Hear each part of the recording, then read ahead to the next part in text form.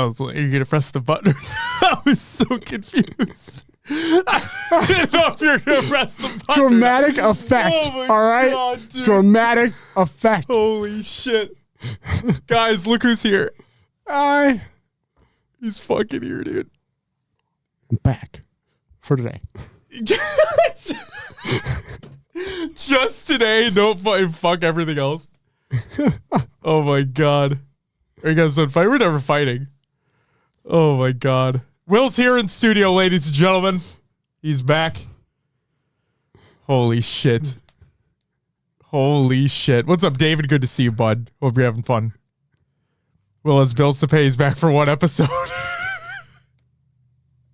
Just dip out after this. Be like, all right. Peace out, fuckers. Oh my God. What's up, ladies and gentlemen? Welcome back to HCS Pro Talk, your weekly Halo esports podcast. This is episode 356 for the week of September 8th, 2024. And the title of this week's episode is, and hopefully we don't get DMCA'd for it, SLC. It's easy as SSG. Or HCS Salt Lake City Post-Show. Ladies and gentlemen, it's time. It is fucking time. And yes, as the video watchers will understand, Will is here with me in studio. Will is in charge of the buttons today. He's not going to let me hit the fucking mind freak all the time, unfortunately. Well, now it's like 4 pages away from where it's tedious to get to the mind freak button. Just saying. I could make it less tedious. I could literally make it so it's just every button. I know. So you'll you'll try to switch to a different. There's some screens here you could get rid of that we haven't used in 2-3 years. Oh no, I'm going to change them all. They're all literally just going to be the mind freak button. You're going to try to change scenes. It's going to be like mind freak. Are you ready? Every single one of them. Riz says, "Will hit the mind freak button."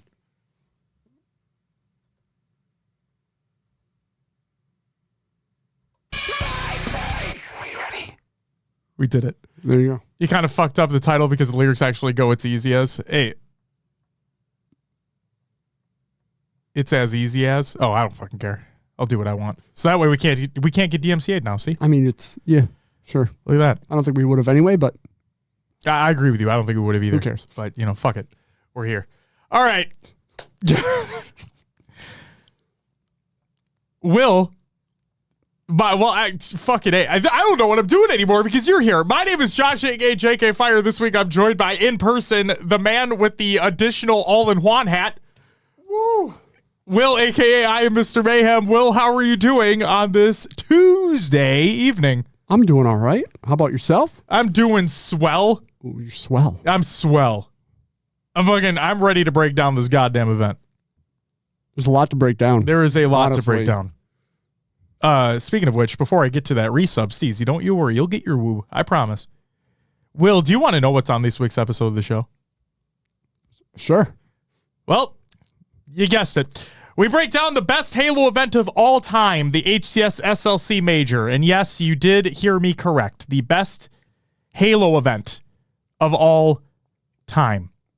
Steezy, thank you for the 5-month resub. You get a woo! Greatly appreciated. Some high praise, Josh. It is. It truly, truly is. For the record, we were not at SLC last year.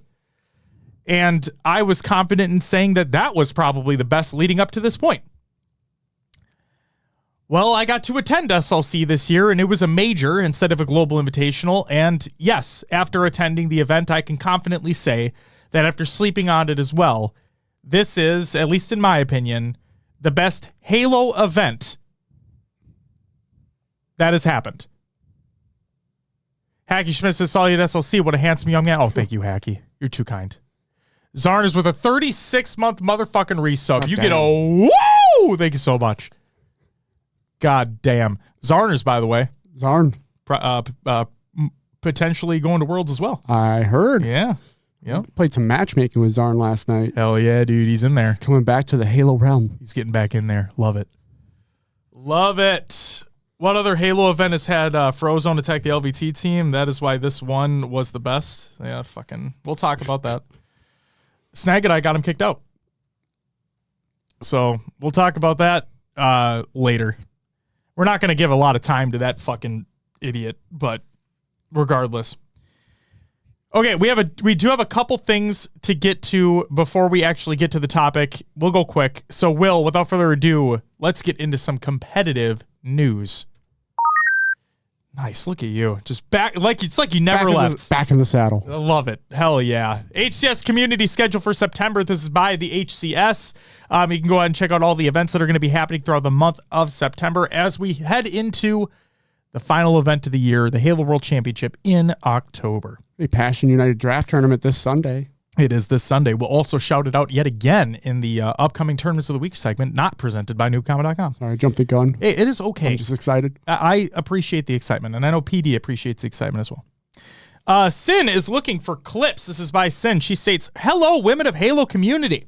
I'm looking for clips to be featured in a project for HCS Worlds. Are you a cosplayer and you have footage of you in your getup? Are you a player and you have a nasty clip? Do you have a funny moment on stream with your community? This is open to any woman in the Halo community. You do not need to be a content creator or a large streamer.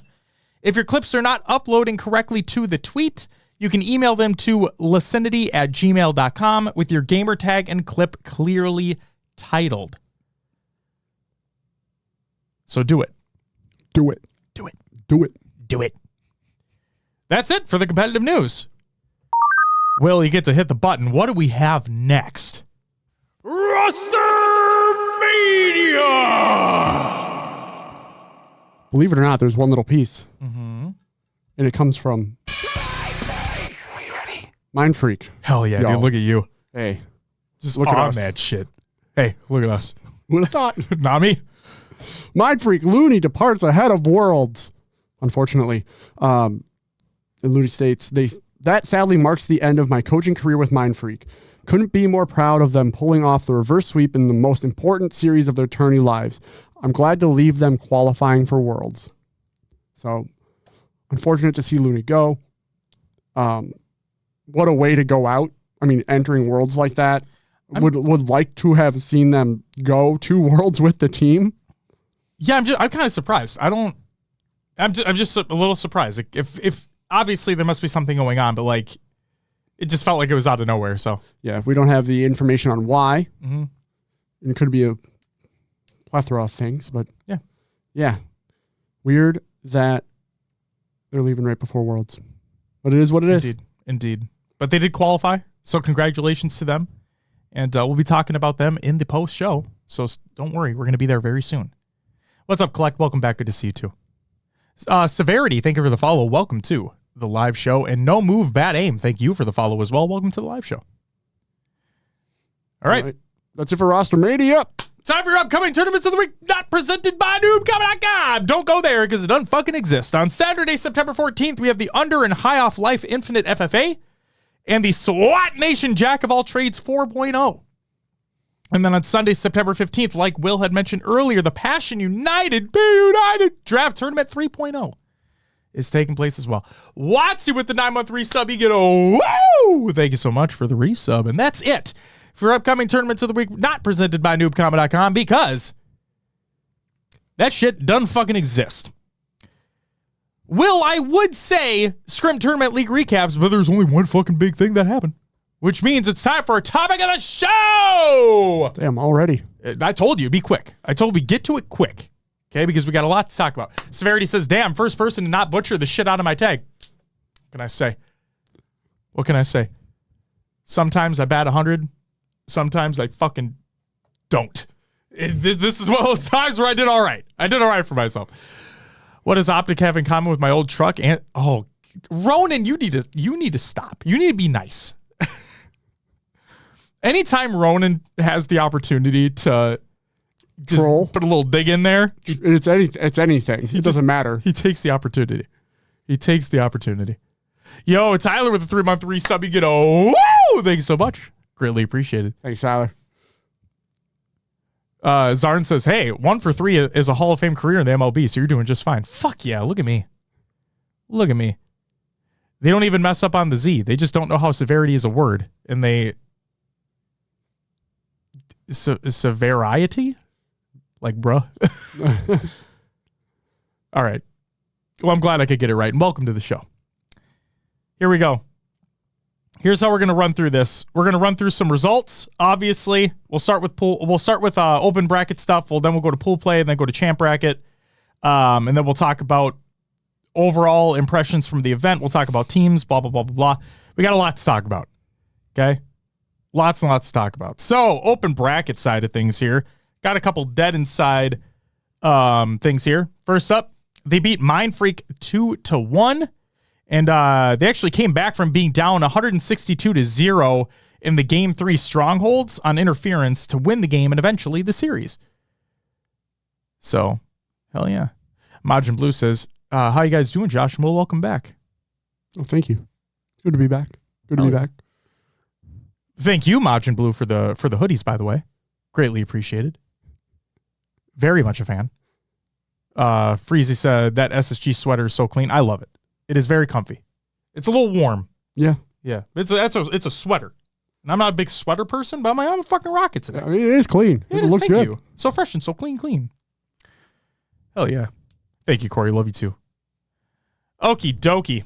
Artichoke. And then Dead Inside 3-0 TLF, which qualified them for pool play, as a matter of fact. Big 3-0 by way of them. That's good shit. Love it. Why is it called a sweater? Why would anybody want to sweat? I love sweating.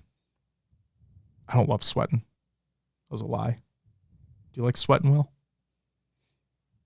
No. Not fun. Not fun. Let's go to pool play. Some things here. In Pool A, one series that I wanted to call out here was Alpha Esports. Shout out Majin Blue in the chat right there. Alpha Esports 3-0'd Sentinels. 3-0'd them. Yeah, that was a shock. Yeah. And something else that happens to Sentinels later on in the tournament might be a little more of a shock as well.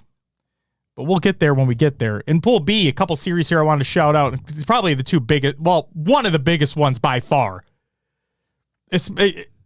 Probably the biggest in pool play by far. But first up was Complexity 3-0 in Quadrant. So, Will, you know, yeah, you got it. I did. You fucking did it. You got this one. But the next one, we didn't. I don't think anybody saw this next one coming. Because Complexity 3-0'd Optic. They 3-0'd Optic Gaming. I know. I was sitting there watching. I'm like, is this happening? Wait, this is happening. It happened. Oh my God. It happened. What? Ride Noob finally kicked it into gear. Got his team over that line. In pool play. Yeah. Because we'll talk about what happened to them in bracket play. But regardless, they did it. Mark, thank you for the follow. Welcome to the live show. Greatly appreciated. They did it. They 3-0'd Optic. I literally think shocking everybody. I think the statement that I made in SLC was, I think if you asked 1,000 HCS fans, like if you ask 1,000 HCS fans if you think that they would if they would take first in their pool, I think 1,000 out of 1,000 would say no. Yeah. But they did. They 3-0'd Quadrant. They 3-0'd Optic. And there we go. Obviously, we will come to find out very quickly that Zane, Dead Zone, is not feeling well at all. Looks like the man's fucking dying. He's sick, but I hate to say it, but yeah, he just looked rough. Yes. But from what I could even see on stream, you could tell there was just something going on. Oh, yeah. When you saw him in person, it was rough. But as Tyler said, he played like a god all weekend. He did. Steezy says, Michael Jordan flu game. I made that reference multiple times over the weekend. This wasn't his flu game. This was his flu fucking tournament. He played lights out all weekend long, sometimes outperforming everybody on his team. I wonder if it's one of those things where, like, your body is in shambles, but you just have to focus in and you don't overthink. You don't, I don't know, you just play your game. And he did. You hear that all the time. Play your game. He did. That's what it felt like. He played his motherfucking game. That's for sure. So yeah, it just sucks all around for that situation. But yeah, he played lights out. I mean, fuck, they still took second. We'll talk about that later, but like, holy shit. So that happens. Then we go to Pool C, Shopify went up against Cloud9. Shopify had to reverse sweep Cloud9 in the pool to win. And not only did they reverse sweep them, it came down to a 50-49 Game 5 Slayer to complete that reverse sweep. So maybe this is the Cloud9 that we get, and it's the actually competitive Cloud9 for this event, right? We're going to see something in a little bit that definitely made it seem like we get the competitive Cloud9. Okay. And then in Pool D, just a couple to shout out here. First up was FaZe against Pure. This was the matchup that a lot of people were looking forward to, myself included, just because of how FaZe got mollywopped in Atlanta by Pure. FaZe does edge out Pure in this series. They edge them out 3-2. Still went to Game 5. And then Native Gaming complete the Game 5 win over Dead Inside to win that series as well. Beating Dead Inside, that came from the open bracket. I forget the final score of that Slayer, but I liked the way Dead Inside performed. Still taking Native to a Game 5. Yeah. Giving themselves a shot. It was good to see. Absolutely. So going through some pool play results here, Will.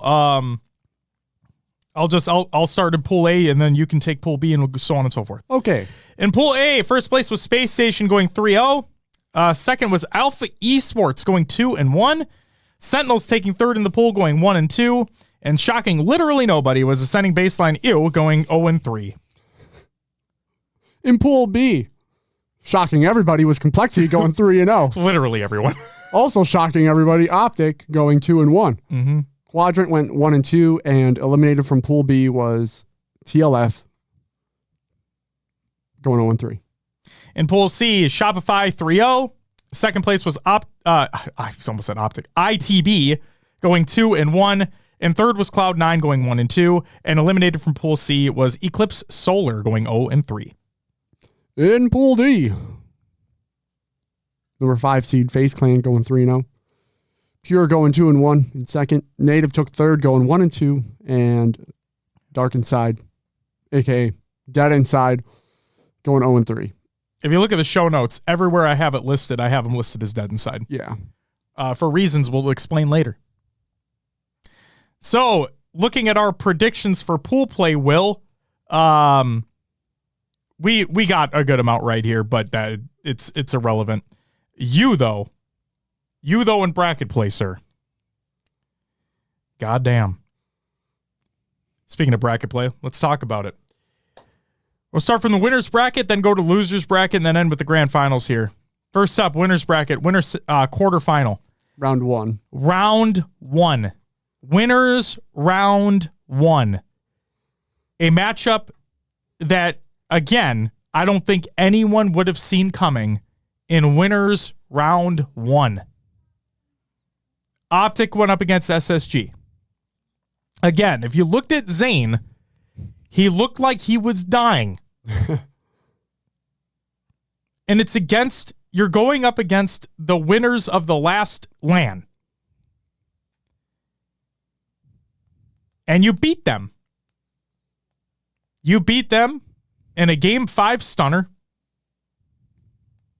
SSG are dropped to the losers bracket immediately within the tournament. Ladies and gentlemen, I want you all to understand one thing. That is very key to something that happens later on in the tournament and why Halo esports history has been made at SLC. SSG were sent to losers round 1. Also in winners round 1, we had FaZe go up against ITB. ITB nearly complete the reverse sweep, but FaZe just able to dial up when they needed to, send ITB to losers. That was another series where I'm like, what is happening in this tournament? This tournament was fucking weird, Will. It was great though. It was great from a gameplay standpoint. It was just fucking weird. Yes. And then a matchup that again I expected was going to happen. I predicted was going to happen. I was just hoping it was going to go a different way. And nothing against the Shopify guys. I was just for prediction's sake. Sure. But no, it was actually Shopify coming out on top. Shopify 3-1 against Pure, sending Pure to the losers bracket. If Cloud9 doesn't run through bottom mid on Livefire SSG, go home early. Ronan, that's the thing is like, there's a lot of like, do you see, I'm not going to comment on what it said because it's irrelevant, but did you see the Ace tweet? I did not. Okay. Regardless, he made his opinion known of what he thinks they should have done in that moment. And I'm like, could Cloud9 have played it differently? Yeah. But at the same time, we see everyone, they don't. You know what I mean? We see everybody, we see every player outline. We know exactly where everybody is on the map at any given time. Yeah. They don't. So, like, we could always say, oh, they should have done this, you should have done that. It's like in the heat of the moment, you know what I mean? The fact of the matter is they didn't. It is what it is. And we're not even there yet, so relax. In the winner's semifinal, Optic went up against FaZe. Optic 3-1 FaZe. Again, Zane is just... That man is the fucking Terminator, dude. He won't let that team go down. He's doing everything he possibly can to help his team win. They send FaZe to losers. And then Shopify went up against Complexity. Shopify making fairly quick work of Complexity while also Best Man acknowledging that they have the quote-unquote easier side of the bracket. Okay, and that's key for a couple reasons. And again, he acknowledged it. In the winner's final, we had Optic go up against Shopify. And again, this was a Sunday matchup. Okay, and one of the big questions was, what can Shopify do on a Sunday? Their map statistic on a championship Sunday was abysmal. Was it like 0-16 or something? Well, like 2-18. Or 2-18? Regardless, it wasn't good. It was not good, statistically speaking. Sure. And so the question going into this event, rightfully so, was what are they going to be able to do? Are they going to be able to get that bugaboo off their back and be like, no, we can win a game and we can potentially win a series on a Sunday? Unfortunately, they did not win a series. I'm kind of foreshadowing here. Unfortunately, they did not win a series, but I did gain a lot more confidence in what their abilities are. Because while, yes, there were back-to-back Slayer steak dinners,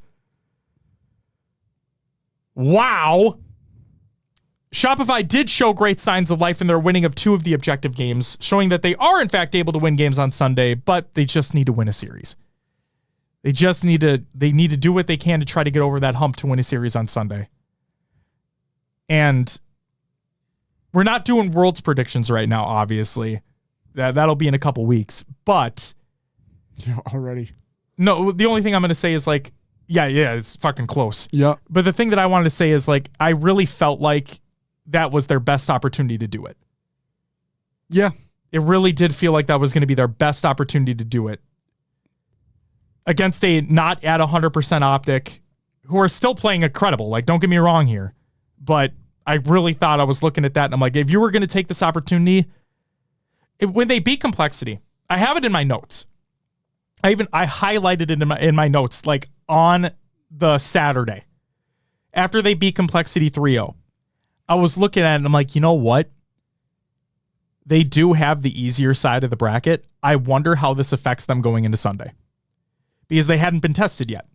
Oh, with Shopify, yeah. Yep, that optic matchup was the first time they were challenged basically all tournament long. So the fact that they were able to take 2 of those objective games, I'm like, great. That is fantastic. Because the map count, right? But sure. Like looking at that, objective games they can be pretty fucking difficult to take if you have teams that are really good at objective. So seeing them take those 2 objective games, I'm like, okay. And then we get that game 5, and it's like, oh. Optic just fucking came to play. Tools says, how's my favorite competitive Halo podcast today? Hey, thank you. How are you doing, Tools? Hell yeah. Tools, who made the wanted poster that was on LVT stream? Oh, Jesus Christ. I want to know. It was great. Jesus Christ. Well, that wanted poster, like it was one of the posters that was already at the event, like just posted up places. They just took it and they put the Frozone cosplayer on it. I like that I don't know if it was a nod to the Dead Inside Open bracket team, but Dead was crossed out. I'm just like, haha. Yep. Yeah. Bausa, we'll talk about that later as well. Don't worry. Did y'all get any signs? No, I didn't try to get any signs. Personally. All right. So yeah, Optic, they staked Shopify in both Slayers. Frankly, it was kind of crazy because when I think of Shopify, I think of them as a little bit better of a Slayer team overall, but they just weren't able to get it going. So, and then Optic just basically had them on spawn rotation the whole fucking time. Yeah, this was the series happened in the opposite way that I expected it to, where Optic took the Slayers and Shopify got 2 of the objectives. Where you would have thought that Optic would have gotten most, if not all, the objectives, and then Shopify would get the Slayers. Yep. Yeah, it was weird. Like I said, this tournament's been weird. But either way, that happens, right? Yep. So then let's move to the losers bracket. Because this was insane. Losers round 1. SSG go up against Cloud9. Cloud9 nearly sent SSG home at top 12 in their home major. They only needed 2 kills to do it. 2 kills away. Again, another series where you're like, what is happening? Yep. What was this tournament? Insane. SSG clutch up when they need to. They win the series.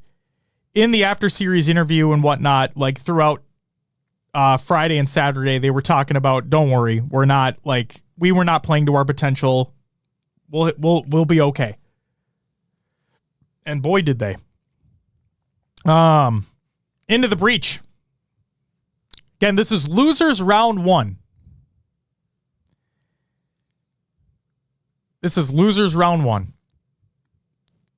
Into the breach went up against Sentinels. Into the breach eliminates Sentinels from the tournament with a top 12 placing. They win in game 5. Yeah. Man, I was kind of high on Sentinels after the way you and me both. Lethal was playing, looking real good coming into this event. Mm-hmm. And something just didn't click. It didn't happen. Breach take that series and send them home. Yeah, they know what they need to work on going into Worlds. Oh, thank you, Tools. I'm sorry for fucking that up. I appreciate it. Yeah, because that was the pool. Was it? Oh yeah. There we go. I changed it. Thank you. And then another losers round 1 matchup that happened that I was not expecting in the slightest was Quadrant 3-0ing Pure. Will, do you remember where I had Pure placing this event? Pretty high up. Take a guess as to where I had him placing. I'll give you a hint. It's 4th? Where you had... yes. 4th. You had them 4th. I had them 4th. Guess where they placed? Top 12. Top 12. My literal note was, wow. Yeah. I couldn't fucking believe it. I mean, I had them higher up than top 12 as well, I'm pretty sure. Yeah. But either way, Quadrant came out to play that series, man. So good on them. Pure didn't look like, I don't know what the fuck was going on with them, but they didn't look like they did not look like the same team that we saw in Atlanta. They just didn't. They didn't have that same ferocity. I don't know, just something felt off. Some just fell fucking off. There's something that happened earlier in the tournament. I got to shout this out because this was fucking hilarious. It was FaZe against Pure. Riz is in the chat right now. We're all sitting there. We're watching this series take place, right? Talik goes top glass. This is on recharge, okay? Okay. Talik goes top glass. Royal 2, no camo, has shock in A, or elevator, okay? Watching the cross, watching glass. From top A? I believe so. Okay. That or either way, he was looking at, it was top or bottom. Regardless, he was looking at glass. He saw Talik. Mm-hmm. Talik saw him. Not to say like what you should do. Will, what would you do in that scenario? Child to the death. You're challenging that? I'm challenging to the death. Okay, well that's exactly what Talik did. and as Riz said one of the funniest fucking things of the entire weekend. And I'm like, I want to know what the fucking comm was that made Talik peak that. And fucking Riz. It's like, I bet it was, watch him peek the shit. Just immediately fucking dead. Just immediately dead. I'm like, all right. So that happened. I'm like, this is, all right. So that happened, but I thought it was fucking hilarious. Oh my God. Either way, Pure just were not playing the way that I expected them to this event. They really didn't. So I'm really hoping that they're able to step it up for Worlds. I don't want to sit here and say that Atlanta was an outlier because we know what those players are capable of doing. And the fact that 3 out of 4 of them have been teammates forever, like we've seen what they're able to do time and time again. And so I was just confused. I was just fucking confused. It added to the weirdness factor of this tournament. And that's nothing to take away from Quadrant. They won. They fucking won. They 3-0'd them. But I just was not expecting that out of Pure. I was expecting more. And so I hope that they're able to dial things up for Worlds because we know what the players are capable of doing. And yeah. I just hope. I saw a Verb Baker YouTube comment after the tourney, so he's alive, guys. Shut up, Verb, dude. Shut up, Verb. I hope he's doing okay. Oh, my God. And then the final losers round 1 matchup here that I wanted to mention was Native Gaming going up against Alpha Esports. Native Gaming winning that series 3-1, sending Alpha Esports home. Native Gaming winning a series in champ bracket, Will. They did it. They moved on. And we'll see if it continues. Spoiler alert, it does. Speaking of, in losers round 2, Native Gaming went up against Quadrant. Native Gaming eliminate Quadrant from the tournament 3-1. And the note that I have here is, and I mean this sincerely, this is the first series where I can confidently put more stock into this roster. A convincing win over an arguably stronger opponent.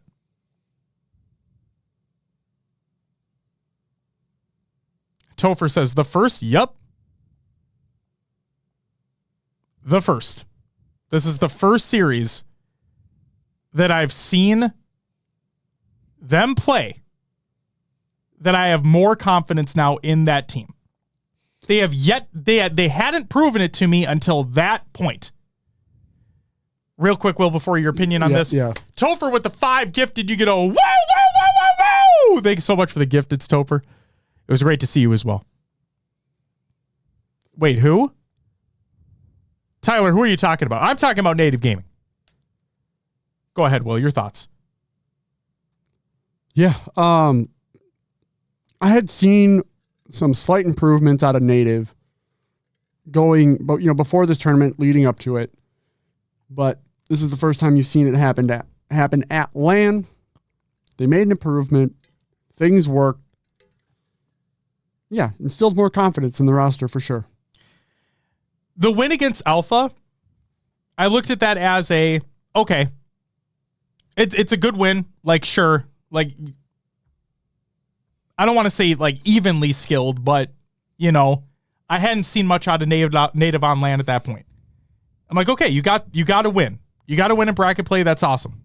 That was 4 woos? I think it was 5. Woo! There you go. There's the extra one. I was going to say, I'm pretty sure it was fucking 5. Either way, if that was 6, then you get 6, motherfucker. Enjoy that, Topher. But once they beat Quadrant, where Quadrant has outplaced Native forever nearly, to see Native win that series, I'm like, okay, that was a good win. That was a very good win. Okay? So congratulations to them. Very, very good win.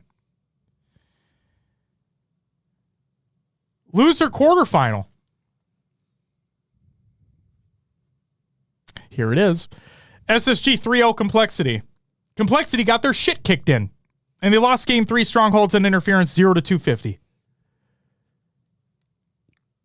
Yeah, SSG just dominated that map. They dominated the series. The series wasn't even close. Yeah. And I know how snowbally Interference can be, absolutely, but the fact that they didn't score a singular point.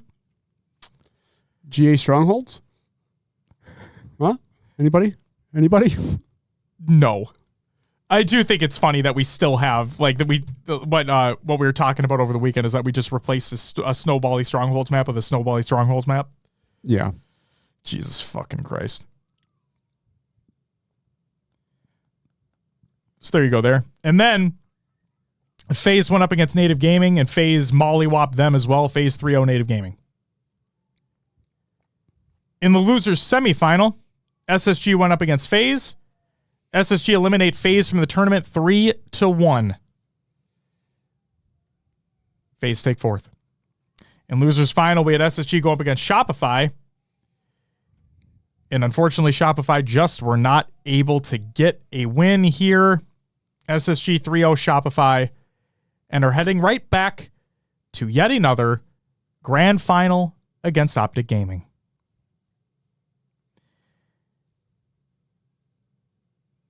And then we have the grand finals, Will. The first best of 7 went 4-2 by way of SSG. And the second best of 7 went 4-0 by way of SSG.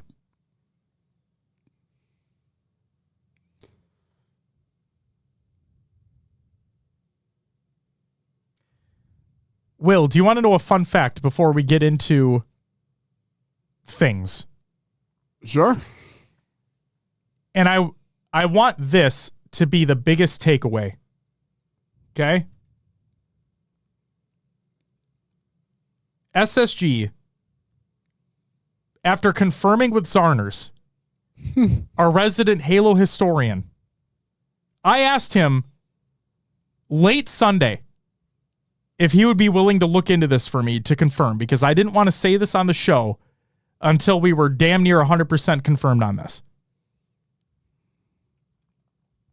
SSG have not only made HCS history, they made Halo esports history in general. For the first time in Halo esports history, SSG are the very first team to go from losers round 1 to complete the bracket reset in the grand final and win the tournament. They are the first team to ever do that.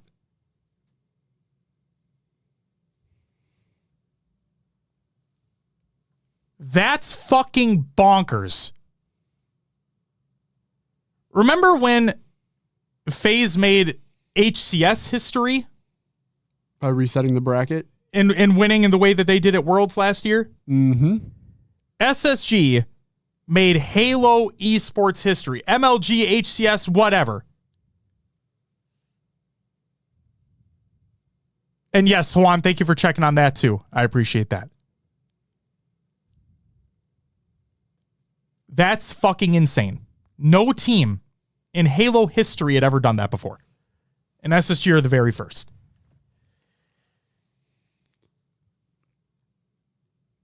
Will, do you have thoughts? On the grand finals? On the grand finals. Lots of thoughts. We do, for the record. I know. We have stuff the later. stuff at the bottom. Yeah, we'll get to that.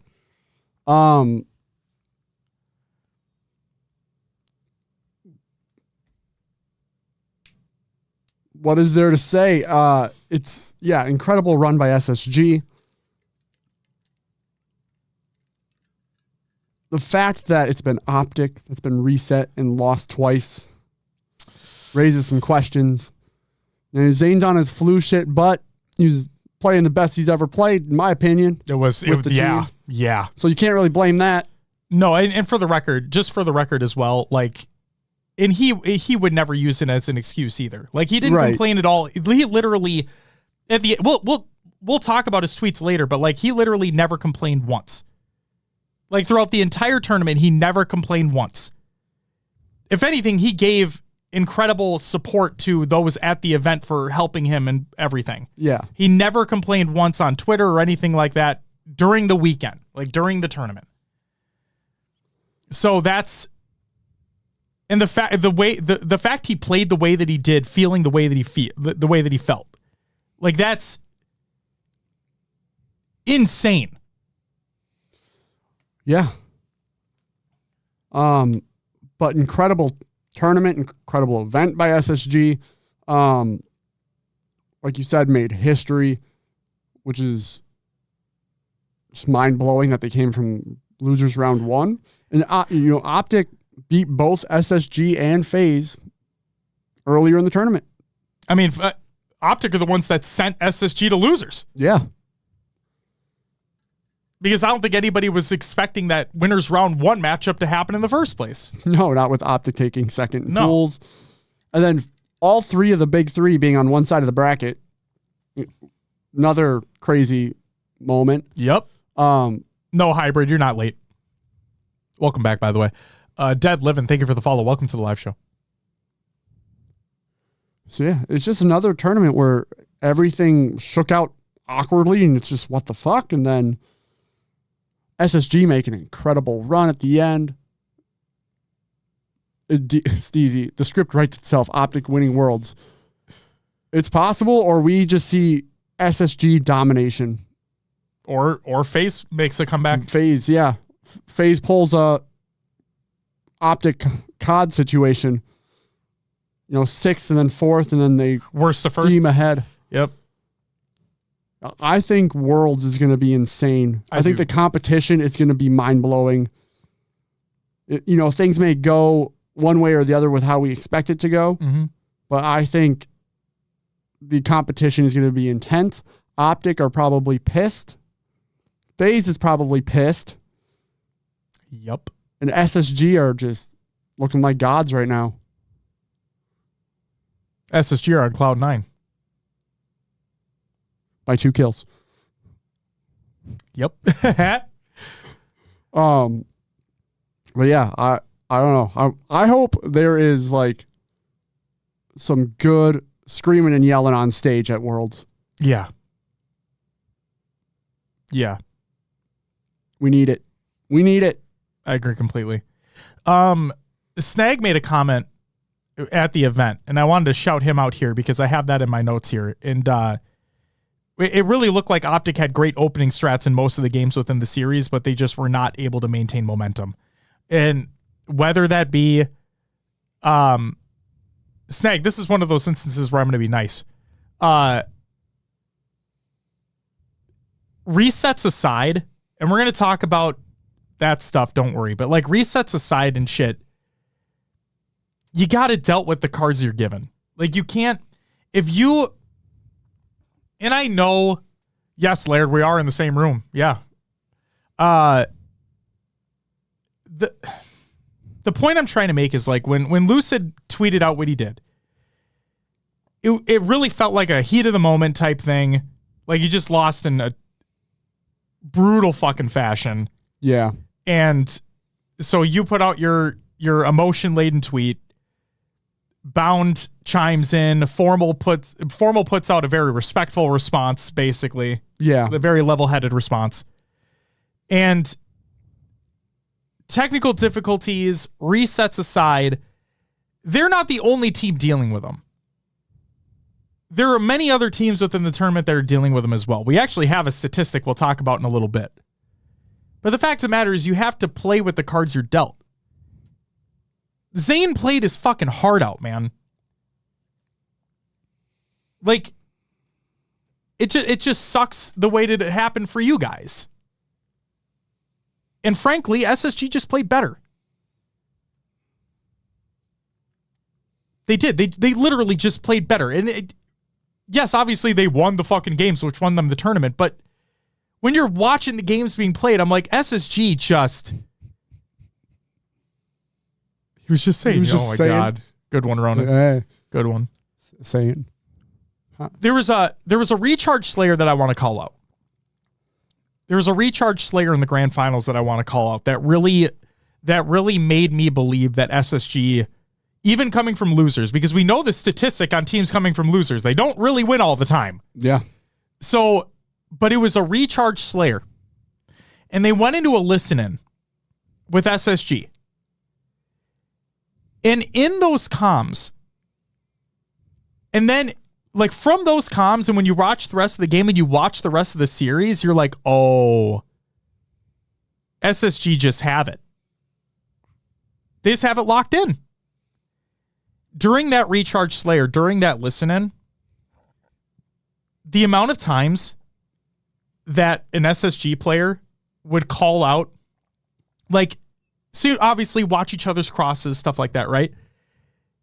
They took it a step further, basically knowing what optic we're going to do. To the point where I think it was a player was, I think, looking glass, or like a player was in glass or something like that, and they were watching top tower. And one of the SSG players was in top tower and was being chased by a player on optic. Okay? I think. You have to go back and watch the VOD to make sure, but I think this is what happened. And in the comm, the SSG player was like, yeah, just get out. Just get out of there. He'll chase. And I got your chase. Don't worry about it. I got your chase. Sure as shit. Happened just like that. And that wasn't the only moment. There were multiple during that one game. But when those comms were coming through, I'm like, oh, SSG are fucking playing them like a fiddle right now. And and yeah, like I said, and like Snagwood mentioned as well, it really felt like Optic had great opening strats on a lot of these maps in these series. They just couldn't keep it going. SSG would consistently be able to break it. I don't give a shit about tech difficulties or any shit like that. The fact of the matter is when the restart happened or whatever happened, they just couldn't do it. You got to be able to adapt. You got to be able to take advantage of those situations. Both teams are in the same situation. Both teams have to wait. So, SSG just played better. Yeah, I was going to mention too, it was talked about in chat. I mean, Optic were up 4-2 after that flag reset as well, that aqua flag, and still.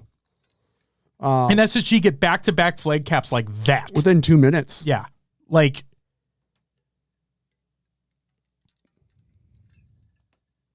you can't just be blaming tech difficulties on shit. You got to just play better. But yeah, I was going to make this, when we got to the tweet later, I was going to make the same point. Like, yeah, it's frustrating. Mm-hmm. Yeah, it can kill momentum, but it can do the same thing for the other team. Just got to stay locked. You're on that grand final stage. You got to stay locked. Absolutely. What's up, Tyler? Welcome back. It was 50 seconds, Bravo said. Yeah, it was fucking fast. They were literally back to back because they had them on spawn rotations. Mm-hmm. Like they would consistently have 2 to 4 dead. And so they got the first flag cap, and as soon as it went in, they already had the second one moving. And then it was over. It was just over. It's just over. Hyphy, thank you for the follow. Welcome to the live show. Dead Livin', thank you for the follow as well. Welcome to the live show.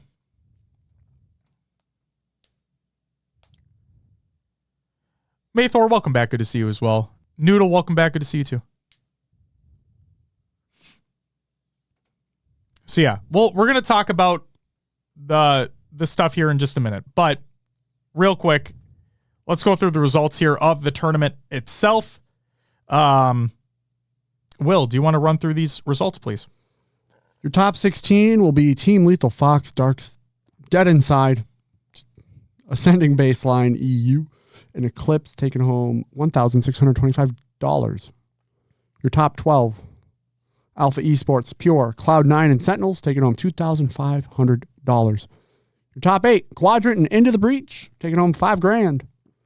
Top 6, Native Gaming and Complexity, $8,000. In fourth place was FaZe Clan, taking home $17,500.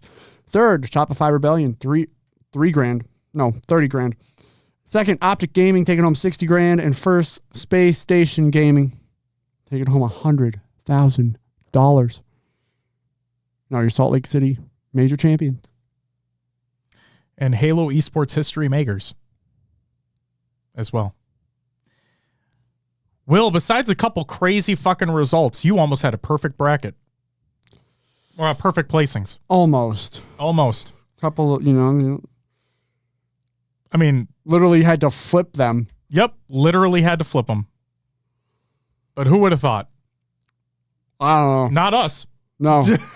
I was so not confident in my picks before the tournament started. You killed it, though. I think you're the only person that got the top 4 correct. I don't think any of the talent did. Get me on the desk. Yep, get him on the desk, ladies and gentlemen. He did it. He fucking did it. Will, why are you picking this? I don't know. I just feel like it. Yep, there you go. This is what, yeah. There you go. Maybe I just need to make all my picks by heart now. Don't put any thought into it anymore. Yeah, that's the smart play. It's like fantasy, you know? Yeah. Didn't Blackout auto draft? For most of it. He picked his first 2 picks. And then he auto drafted the rest? And he won first week? Yeah, he beat me. Oh, he did? Oh, no, I didn't know that. I'm sorry. That's right. Derrick Henry fucking shit the bed. That's so fucking funny. I shouldn't say he shit the bed. The Ravens didn't utilize him like they should have. I did not know he beat you. Yeah, that's fucking hilarious. Fuck you, Josh. Fuck you. See, that's what happens. You just have to fucking let fate take the wheel. Just pick whatever. Yeah, that's all right. Oh my God. Watch, says Puka went down. My life's over. Oh no. Oh my God.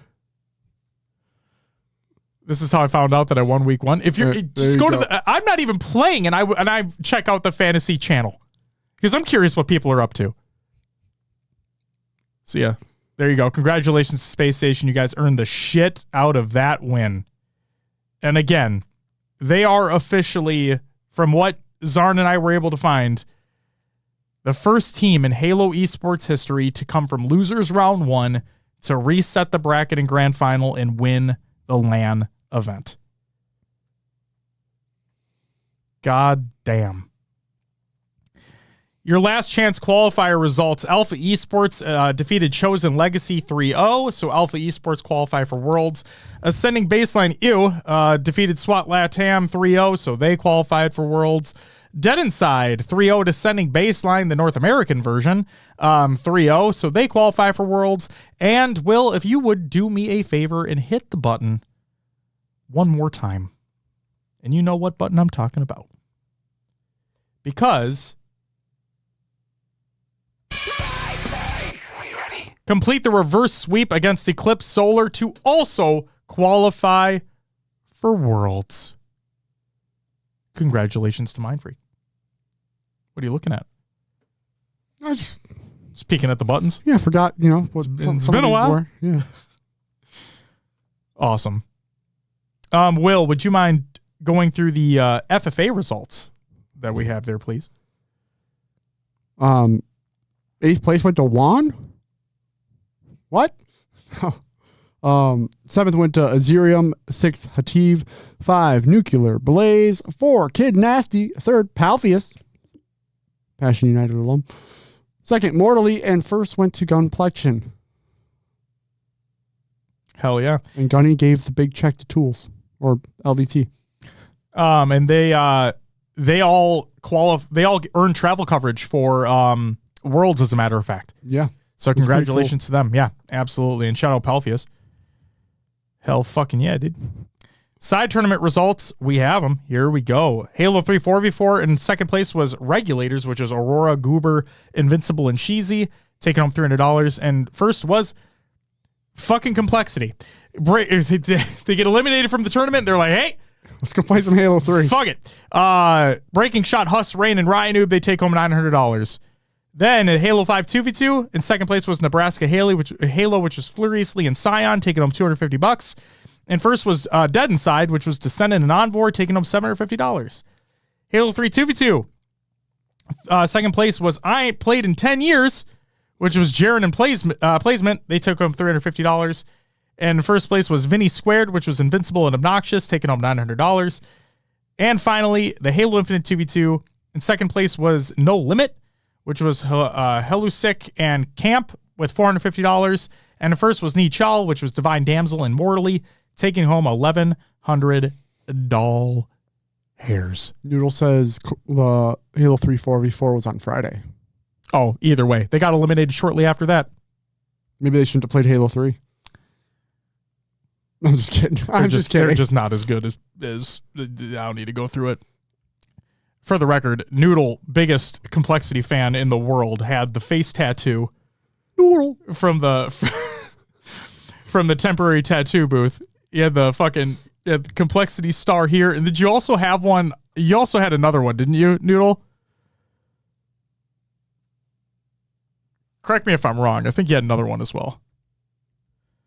All right. Player awards. Main Slayer was Stellar of Space Station. Best Objective was Legend of Space Station. Best Support was Cycle of Shopify. And Best Coach was Lunchbox of Optic Gaming. Yeah.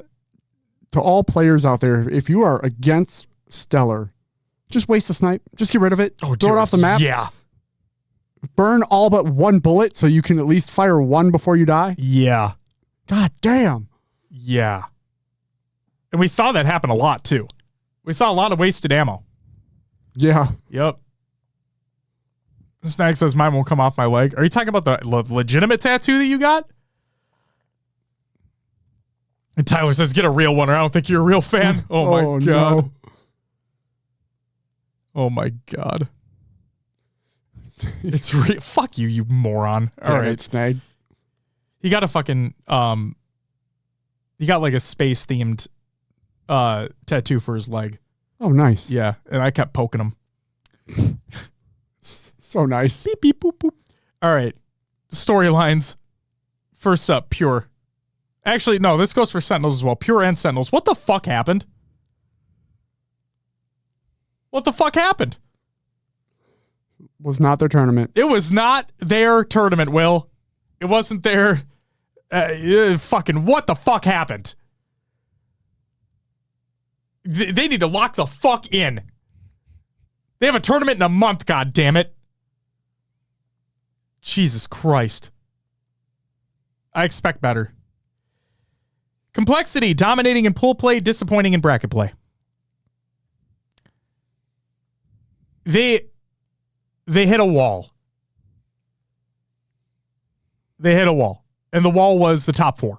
And they got mollywopped. Fair enough. So... there's that. Native Gaming, they take top 6 on the easier side of the bracket, having a good series win against Quadrant. That was again, first time can confidently put a little more stock into that team. That was a good win, a great win, as a matter of fact. And not only that, but because they take top 6, Will, they get a better seed going into Worlds. True. Because talking to Michael of Native, even if they would have bowed out, like immediately within the event, they would have had enough points to qualify. Yeah, if they got top 12. Yes. They would have still made it to Worlds. Correct. So the fact that not only did they make top 8, but they also they made top 6, they get a better seed going into Worlds. They might be in Pool C with...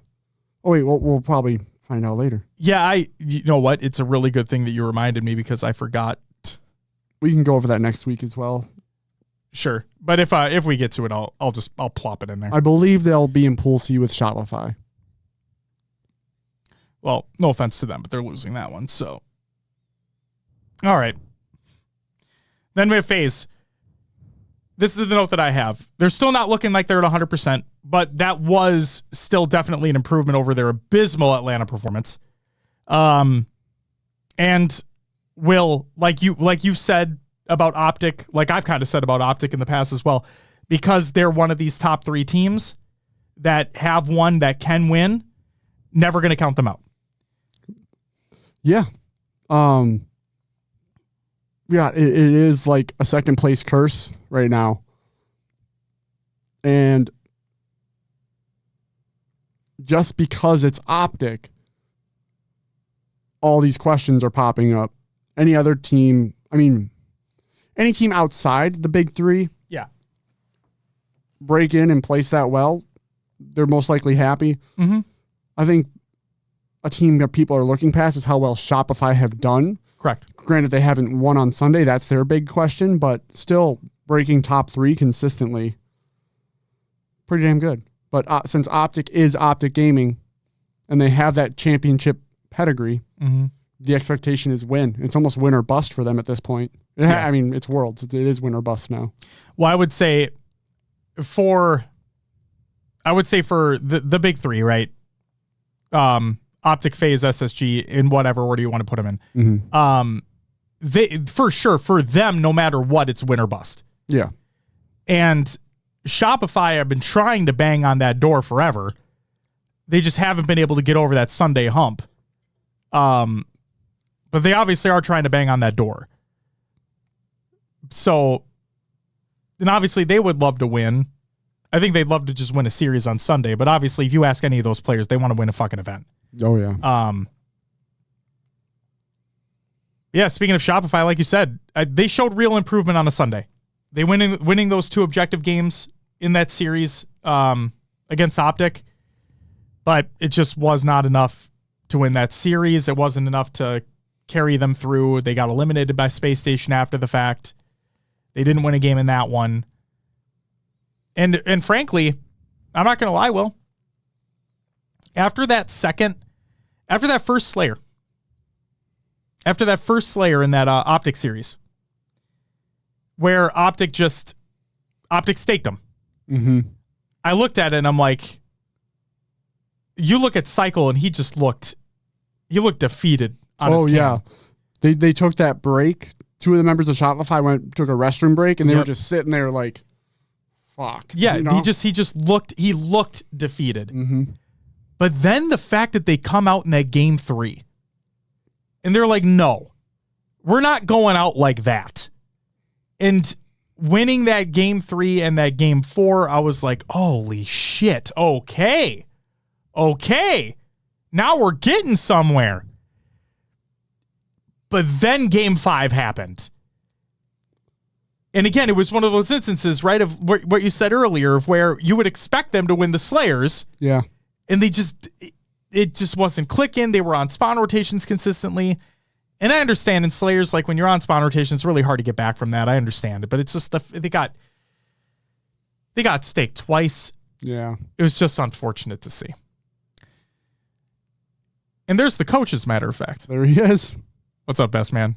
What's up? How's it going? He says, at least we'd be pure. Am I right? You are right. Oh, yeah. You're right. We chatted about that. At the event. You are correct. Congratulations. You did. But yeah, like Will and I were saying, best man, it's like we saw those signs of life from you guys on a Sunday. We saw the jazz hands. It was fucking awesome. But yeah, they win those 2 objective games. They're just not able to close it out. They don't win a game against Space Station and losers, but I was very happy to see those 2 games being won. So clearly you guys know what you need to work on. Now we need to see what you guys are able to do at Worlds. Next up, Optic Gaming. Will, I did not change this question. Mm. This is the exact same question that we had in Atlanta. Yeah. Why can't Optic get over that second place hump? Or maybe a better question might be, why can't they just beat Space Station? Well, they can. That's the thing. They sent Space Station to losers round 1. They did. But as we also are aware, Saturday's different than Sunday. So, yes. And again, it's a great question. I can sit here and theory craft, but I don't Right. think it'll do anything positive for the situation. I understand. And the other thing too is like that's the thing. I don't want, like, I'm not trying to give excuses to anybody, but like when you look at Zayn and how terrible he looked, like not gameplay wise, he's a fucking god. But like, it's just in the back of my head that's like, what if they were at a quote unquote 100%? Yeah. Just there's always that what if scenario, and I'm not here to play what ifs, but that's just in the back of my head. Ronan says, why can't they win 4 out of 7 games? It's a great question. Also, Best Man, thank you for the follow, by the way. Greatly appreciated. And then Space Station. Making Halo esports history. I still can't get it out of my head that happened. To go from losers round 1, to go from a matchup that nobody was expecting to happen in round 1 of winners, to lose that matchup against the team that you beat in back-to-back best of 7s in the grand finals, to go from losers round 1 all the way through, dominating through the losers bracket, except for that Cloud9 matchup first thing. But after that Cloud9 matchup, after they had talked about how we'll be fine, we weren't playing our best, don't worry, to then basically sweep almost everybody leading up to that grand final was just wow. So congratulations to them. Okay, some overall event thoughts and community feedback, Will. Yeah. So obviously chime in with what your thoughts are as well. I have this separated into the good, the bad, and the ugly. Okay. So the good first, the event layout. Games, activities, activations, the food, beer was available, which was not exclusive to VIP, so anybody could purchase. There were water stations and water fountains all throughout. And I know Snag fucking cold water, man. I appreciated how the water out of the fountains was cold, which was surprising. So yeah. That was cool. There were community booths as well, and a lot of space, but I don't want that to be seen as a detriment. There was a lot of space with a lot to interact with. Yeah. So it didn't feel bare. There was always something to do. There was always something to enjoy. There was always something to interact with. It was fucking awesome. Then the open bracket coverage. Shout out LVC who's in the chat as well. And they actually had a separate quote unquote main stage for the open bracket. That was really fucking cool as well. Yeah, it was cool to see. That's where they obviously broadcasted from. Mm-hmm. It would be great if we could get more open bracket coverage because we had to wait for one match after one match. Yeah. But understandable. You work with what you got. Yes. So awesome we have open bracket coverage at all. Yes. And this was official for the entire event. So it's like they had that quote unquote main stage that was separated from the rest. They had their featured matches that they would go through. It was fucking awesome. Fucking awesome. The vibes. They were fucking immaculate. Everybody was nice. You could tell the amount of passion that was being poured into the event from start to finish. And yeah, the vibes were just insane. I'm assuming because we saw it on broadcast, they played the Oats Overnight commercial with Sasquatch in the venue. What? There was a commercial with the Sasquatch video, like during downtime. Did that not get played in the venue? It probably did. Can you elaborate a little further? It's so great. There's it's like a video of like over the shoulder. Someone's looking on their computer. And it's a blurry video of Sasquatch walking through the woods. Okay. And they pause it and they're like, look at it's they zoom in and enhance and then zoom in again on his hand and he's carrying an Oats Overnight bottle and they're like, Christ. it's Oats Overnight the whole time. Like, I was like, it's perfect. It's like just freaking perfect. Jesus. Loved it. Fantastic. There you go, ladies and gentlemen. And then the Bonkers tournament as a whole. So Complexity taking first in their pool over Optic and Quadrant. Alpha taking second in their pool over Sentinels. Sentinels and Pure being eliminated top 12. Cloud9 being 2 kills away from eliminating SSG from the tournament with a top 12 finish. And Native and Complexity both placing top 6. Tyler says, the closest thing we had to Sasquatch was my unkept ass. Jesus Christ. Love that. Oh, my God. Awesome. What's up, Justin? So that's what I had for the good. Obviously, I could gush on and on and on and on. Yeah, anything you wanted to add to the good portion here, Will? I just no, I guess not. It's one of those things where I'm sure a lot of the great things was at the event. At home, it's kind of with, there was some extra content with those commercials, but kind of just normal watching an event at home. If you take the matches out of it, the good was the matches and the excitement of the shakeups and all of that happened. Mm-hmm. Spara play is welcome. Day's going very well. How was yours? All right. The bad. I only have a couple things here. Both of which, one of which was on SSG and it got taken care of right away. The other one wasn't their fault. Gillis says fingerboard parks were mint. They were fucking mint.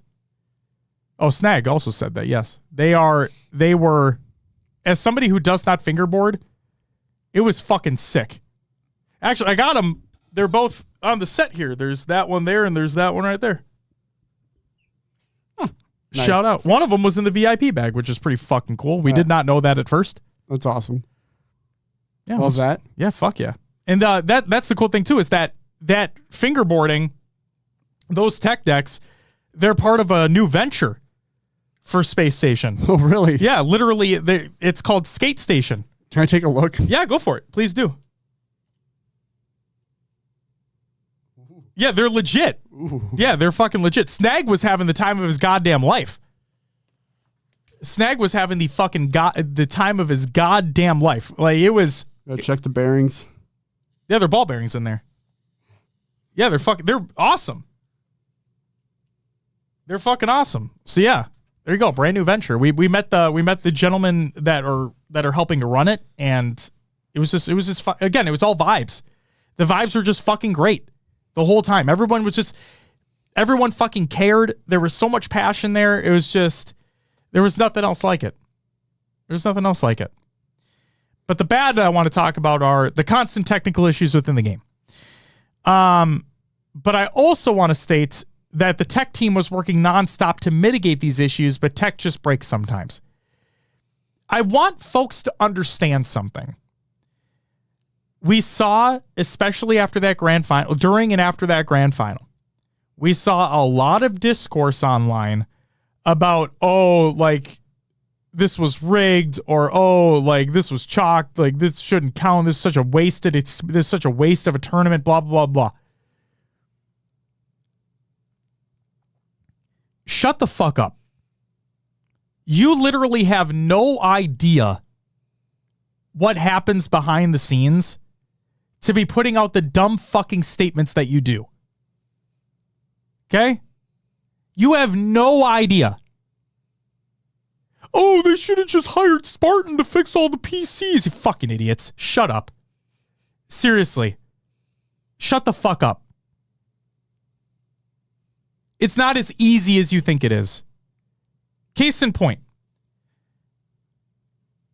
And yes, we have to shout out Izzy for this. Feature stations on Saturday morning. 2 out of the 3 feature stations were having some incredibly horrible audio issues that were happening, which delayed the start of series for an hour to an hour and a half. Okay? Now, from a spectator perspective, oh, what the fuck is going on? This is bullshit. Why can't this just work? Meh, meh, meh, meh, meh. Then all you fucking idiots get on Reddit or get on Twitter or get in Twitch chat, be like, this fucking game's so fucking stupid. Why can't you fucking fix their shit? 343 don't know what they're fucking doing. Shut up. You don't know what you're talking about. Spoke with Izzy one-on-one. Izzy, one of the tech of the event, who actually wasn't even supposed to be one of the tech for the event. She was just volunteering. Shit got so bad that they asked her, hey, would you mind, like, could we employ you for the event instead of just being a volunteer so we can try to get this shit sorted out? So she could help with it. And she's great.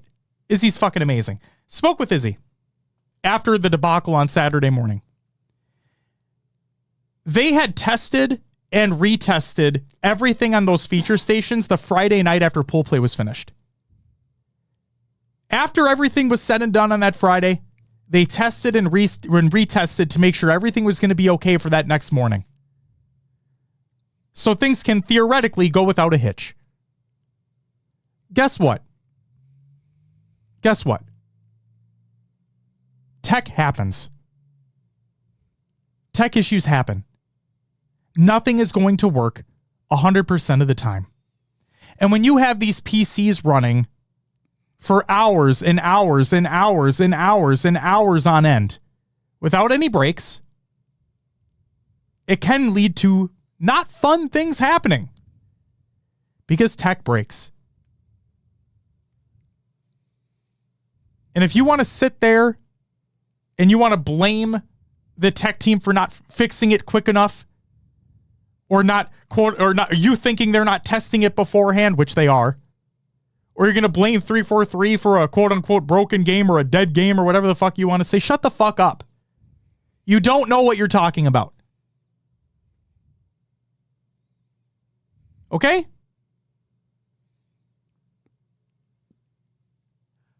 Thank you. And then from Halo Data Hive, here's the statistic I wanted to give you, Will. Yeah. There were a minimum of 13 crashes or tech issues at this event, with Optic and SSG being involved in 7 of them.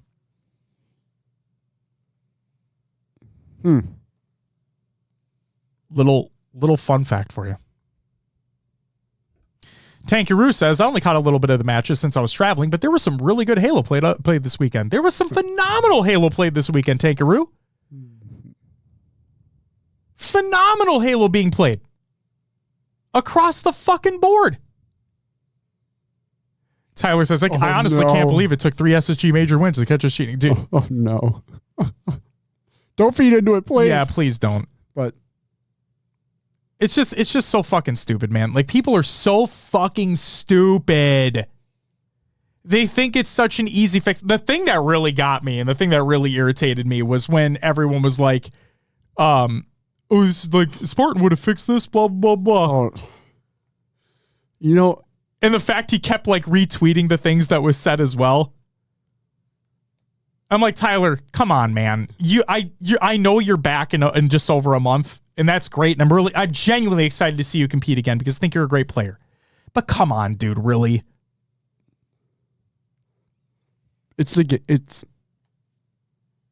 game, along with many other factors. Optimizing a PC would probably still end up with issues at the end of the day, that the issues that are caused at events. Yep. So I'm sick. And I know that the folks listening to this show and whatnot are probably not the ones that are going out of their way to post that shit online. And I really do appreciate that. But come on. What the fuck? I know they're not going to, but please just fucking be better. It's not hard to do. Okay? Just act like a fucking adult. And I know we're talking about Halo esports. I know we're talking about a video game. But just be a fucking adult. It's not difficult. Set an example. And quit setting a poor one. Okay? Quit acting like you know what the fuck you're talking about when you don't. What's up, Vorpal? welcome to the show.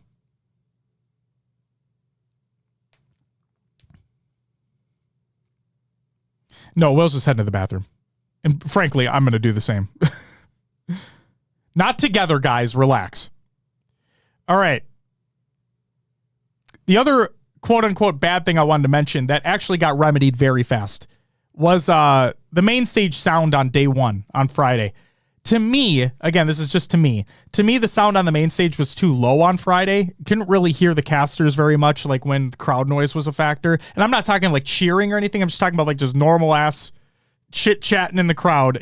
I felt like you could barely hear the casters or the analysts over the gameplay. And I did feel like that got remedied on Saturday and Sunday. So shout out to the crew on taking care of that, in my opinion. Was really happy to see that, or hear that, I guess you could say. Because I talked to Pookie, and I don't know if he had anything to do with it. I legitimately don't know. But on that Friday, after the matches were done, I chatted with Pookie for a minute. And he's like, how's the event going so far? And like any feedback, so on and so forth. I'm like, yeah, it's obviously it's been fucking amazing. But there is one thing that has been lackluster, in my opinion, besides the tech issues, whatever. And that was the sound on main stage. And like I said, Saturday, Sunday just got better. Just got better. So shout out to them. Okay. The ugly. First and foremost, the Frozone cosplayer, kick streamer on LVT. Again, not going to show clips because I'm not going to give the person the time of fucking day. And frankly, we're not going to talk about this a lot. But basically what happened was Clutch was on the couch with the folks from LVT. They're just shooting the shit, doing the broadcast. And this dude in a Frozone cosplay from The Incredibles has a fucking camera on like a selfie stick, and he's walking around and he's being weird. But, you know, people are weird sometimes. It's all good. We're all here to have fun. We're all having a good time. Didn't think much of it. Okay? We're all moseying as a group, and we head over and we're by the LVT stuff. We're just hanging out by the railing. And lo and behold, Frozone douche comes up, interjects on, like just steps right in. Mm-hmm. And Clutch, bless his soul, Clutch just hands him the headset. Yeah. And again, not going to get into what was said or anything like that, but he took over and he went off. Active steps up, takes the headset from him, gets him out of the LVT broadcast. Snag and I immediately hightail it to security to let them know what was going on. Snag finds the basically head of security for the event, and everything appeared to have been resolved for a second there until the motherfucker tried to come back as Snag and I were standing there with security, and basically made it so that person would not be coming back. And so to our knowledge, he was no longer allowed in the venue. And from that point forward, there was a security guard stationed at the LVT section for the rest of the weekend. So, yeah. Again, don't need to spend more time on that piece of shit. Something else happened after the event. The Global Invitational Trophy was stolen from SLC. And Liam with the crew said, if you stole the Global Invitational Trophy from SLC HCS tonight, we have security cameras. Get in touch before the police report is filed. Later that night, he says, it's been returned. Thank you, everyone. And then can confirm he has been banned for life. So, fuck that person too. Then we have the dead inside, quote unquote, dark inside situation. Again, this was another situation where emotions were running high. Okay. So I'm going to try to bring a slightly level-headed response to this and provide a personal situation as to why I'm surprised it didn't happen the way that it should have. Okay. Yeah. So for the reference here, Team Dead Inside which is the shirt that Will is actually wearing right now. Dayquil's organization, shout out Haley. They competed through open bracket. They qualified for pool play. Okay. They were able to sign up and compete with the Dead Inside name. Okay. No issues. They qualify for pool play. By around 10 p.m. on that Friday, this is coming from Haley. By around 10 p.m. on that Friday, once they had qualified for pools, Laz, Coach Callis, was notified that they had to change the name for undisclosed reasons. In subsequent tweets from the HCS Twitter account, the quote-unquote Dead Inside org was never added, instead just being replaced with Dark Inside text. And in the final LCQ tweet from the HCS regarding Dead Inside qualifying for Worlds, they still did not get added in the original org Twitter, but instead included the org within the tags of the tweet. Now, obviously, if you have a brain cell, you would understand why they didn't necessarily want the name Dead Inside to be utilized on broadcast, whatever it is. But that's not the point I'm trying to make. Because frankly, that shouldn't have been we should have never have gotten to this point in the first place. Personal experience time. I competed in Raleigh. The very first event, Will remembers. Oh, yeah. Wait, was it Raleigh or was this KC? No, it was Raleigh. Okay. It was, I believe it was the very first event. Yes. Yep. I played with tools, as a matter of fact. Okay? Yeah. I played with Tools, Brooks. And, of course, I feel like a piece of shit for forgetting who the fourth player was. And he's been in chat, too. Once the name's there, it's going to be like, oh, yeah, yes. I feel so bad. I apologize. Yep. But either way, we go to register. Like, we go to check in. Okay? We go to check in on that Thursday, I believe, before the event. Okay? We go to check in. It was early check-in. Same as this event. Early check-in. We went to check in, went to get our player badges. As we step in, what is your team name? Oh, it'll be 343 Guilty Sparkles. Nope, it can't be that name. It has 343 in the name. You have to do something else. NBK Carrington, was that who it was? Thank you, Tools. So we could not be 343 Guilty Sparkles, and we were told right then and there when we were checking in to get our player badges. We had to change our name right then and there. Guess what didn't happen for Dead Inside? That.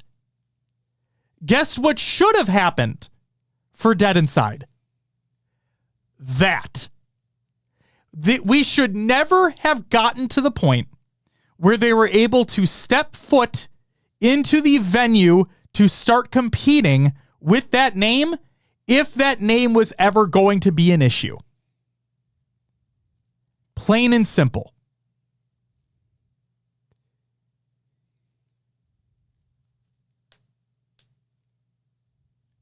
Ash, please don't say that.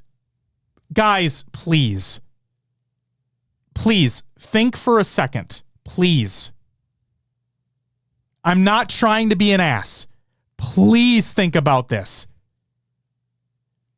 There's literally a setting for Dead Zone in the game. Dead Inside, like Tool says, is in the context of the name itself. Again, I'm not trying to be an ass, but please think about this. It's not that hard and it's not that deep. I promise. And again, I'm just trying to bring it back in because it should have never have gotten to this point in the first place. So yes, to all the people that are out there that think that we shill for HCS and 343, here is a clear point. HCS, EE, you guys fucked up. You fucked up badly here. This should have been an instance where the Dead Inside crew walked in to check in and you should have said, nope, you can't have that name. And if they ask why, then you can provide the context. And then once that context is provided, we move the fuck on. Should have never have gotten to that point. So yes, when you allow them to compete with that name all Friday and qualify for pool play, where you have to use their name and use their logo on broadcast, you fucked up. Don't do it again. Let this be a lesson learned to those that are at those, and I'm not trying to be a dick, but I find it funny as shit that it literally happened to me when we tried to use 343 in the team name, which we thought it'd just be funny. No ill intent whatsoever, and they shut us down, which again, it's a rule's a rule. I'm not mad. It is what it is. Keep that same energy when you need to do this again.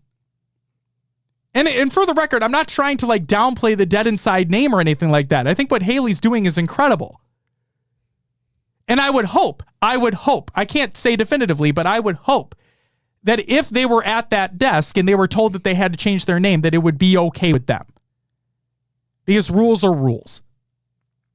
But don't be taking it out on them. And I'm talking to those that are in charge of the check-in process and whatnot. Don't be taking it out on the Dead Inside crew for something that you fucked up on. And this goes to all of HCS in general. Don't be fucking putting it on them because you fucked up. That's a conversation that you need to have internally, and you need to work on that.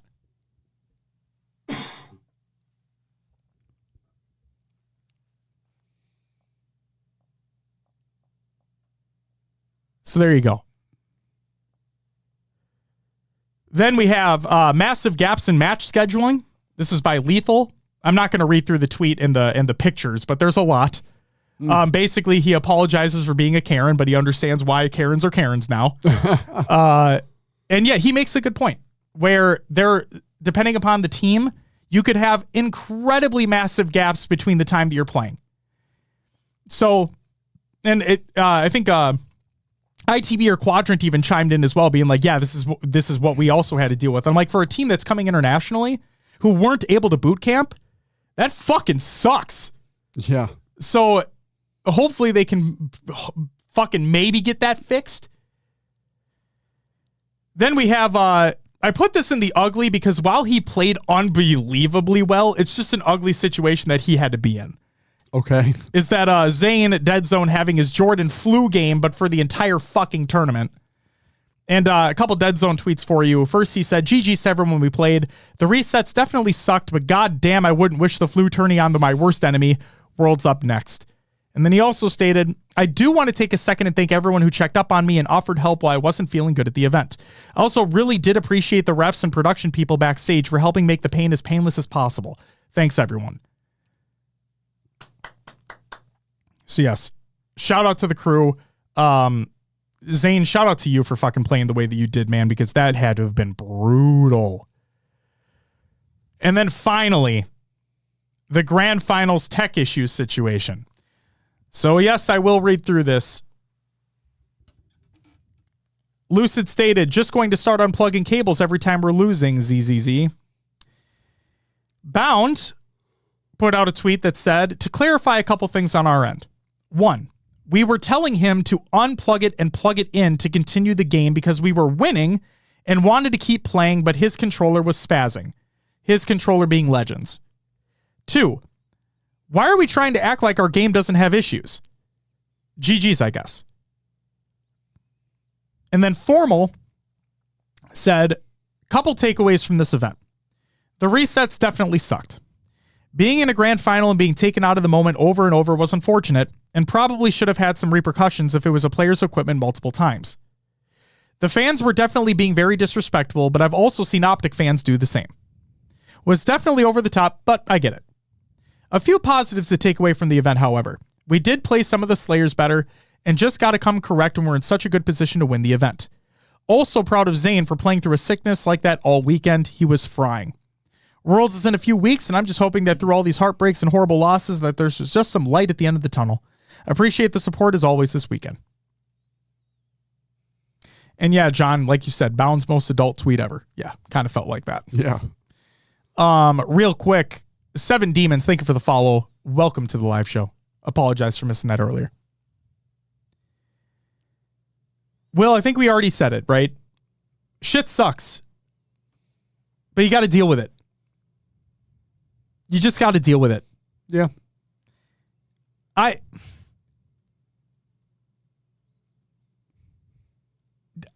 doubt. I highly fucking doubt that SSG would do something to manipulate the things to go in their favor.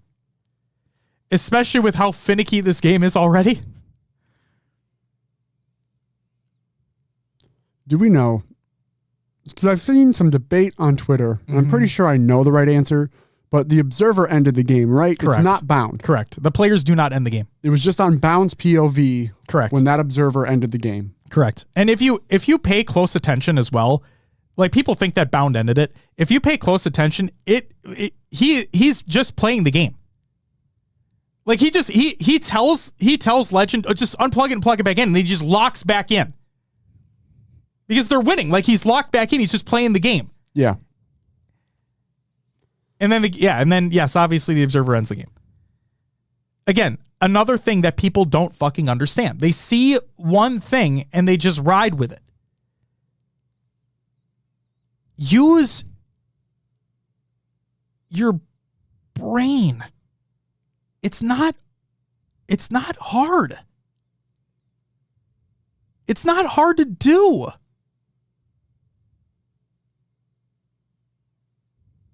Kant says, I think it matters at least a little bit what Lucid was responding to. Still not a good tweet, though. I get he's upset. Yeah. And that's fine. He has every right to be upset. Absolutely. I'd be fucking upset, too. But I'll say to you guys what I said in the menu. You are one of the best players in the world. You are a professional player on a professional team. This is not just loose. I'm talking in general. Like for the top pros in this game. As a top pro on a top org in this game, you are expected, and I would expect this of any player in general. You need to be able to deal with it. I understand that the situation fucking sucks. I get it completely. I wouldn't wish it. I wish the game worked 100% of the time. I wish controllers worked 100% of the time. I do. Shit happens. You got to adapt. And again, that's not directed just solely at Lucid. It's in general. If you are a professional player in this game, if you're a professional player in any esport, if you're a professional player in any sport, you have to deal with the things that are given to you. You got to deal with it. You got to overcome it.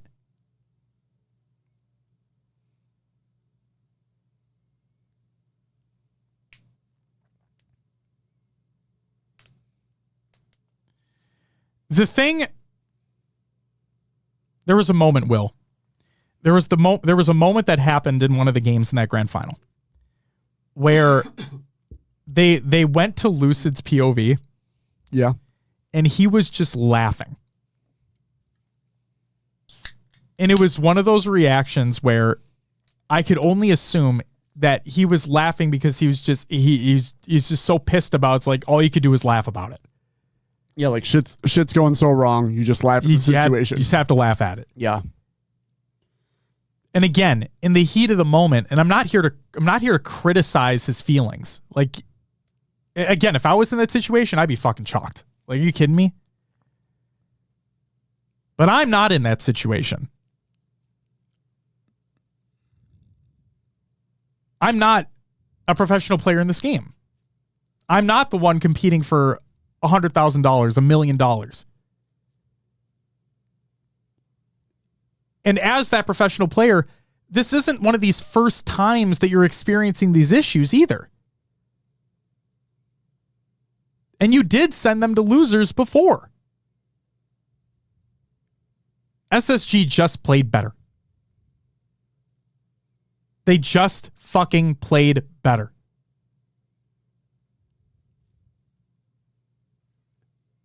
Optic know what they need to do to correct these wrongs.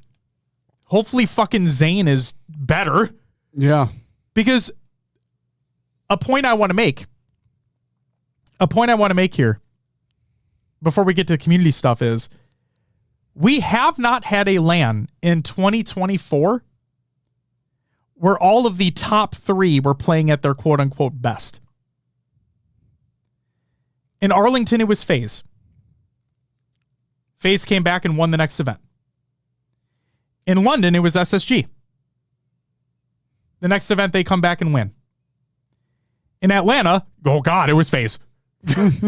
Now, granted, they didn't come back and win the event, but they did play much better than they did in Atlanta. And in SLC, I'm including Optic because of Zane. Sure, even though he played very well. Even though he played incredibly well, they weren't still at quote-unquote their best because he wasn't at his best. And then obviously I'm putting FaZe in there because they weren't in the top 3 this event. But that comes down to them meeting SSG for that 4th place. If that's not SSG there, we could be having a different conversation. Yeah. I agree. I'm just saying I haven't seen, like, what fucking event was it? Of course, I'm fucking blanking out on it now. It's just based off an observation. That's what I feel. We haven't seen the big 3 or the top 3 at their quote unquote best. What that best is me thinking they have the opportunity to win the event. Yeah, that's it. But then, like you said earlier, all 3 of those top 3 being on the same side of the winners bracket was fucking weird. Yeah. I mean, that comes down to complexity. Again, comes down to complexity. Complexity and FaZe being 6th at Atlanta. I feel like both Optic and SSG were at their best at Arlington this year. Yeah, that's why I said FaZe wasn't. It's exactly why I said FaZe wasn't.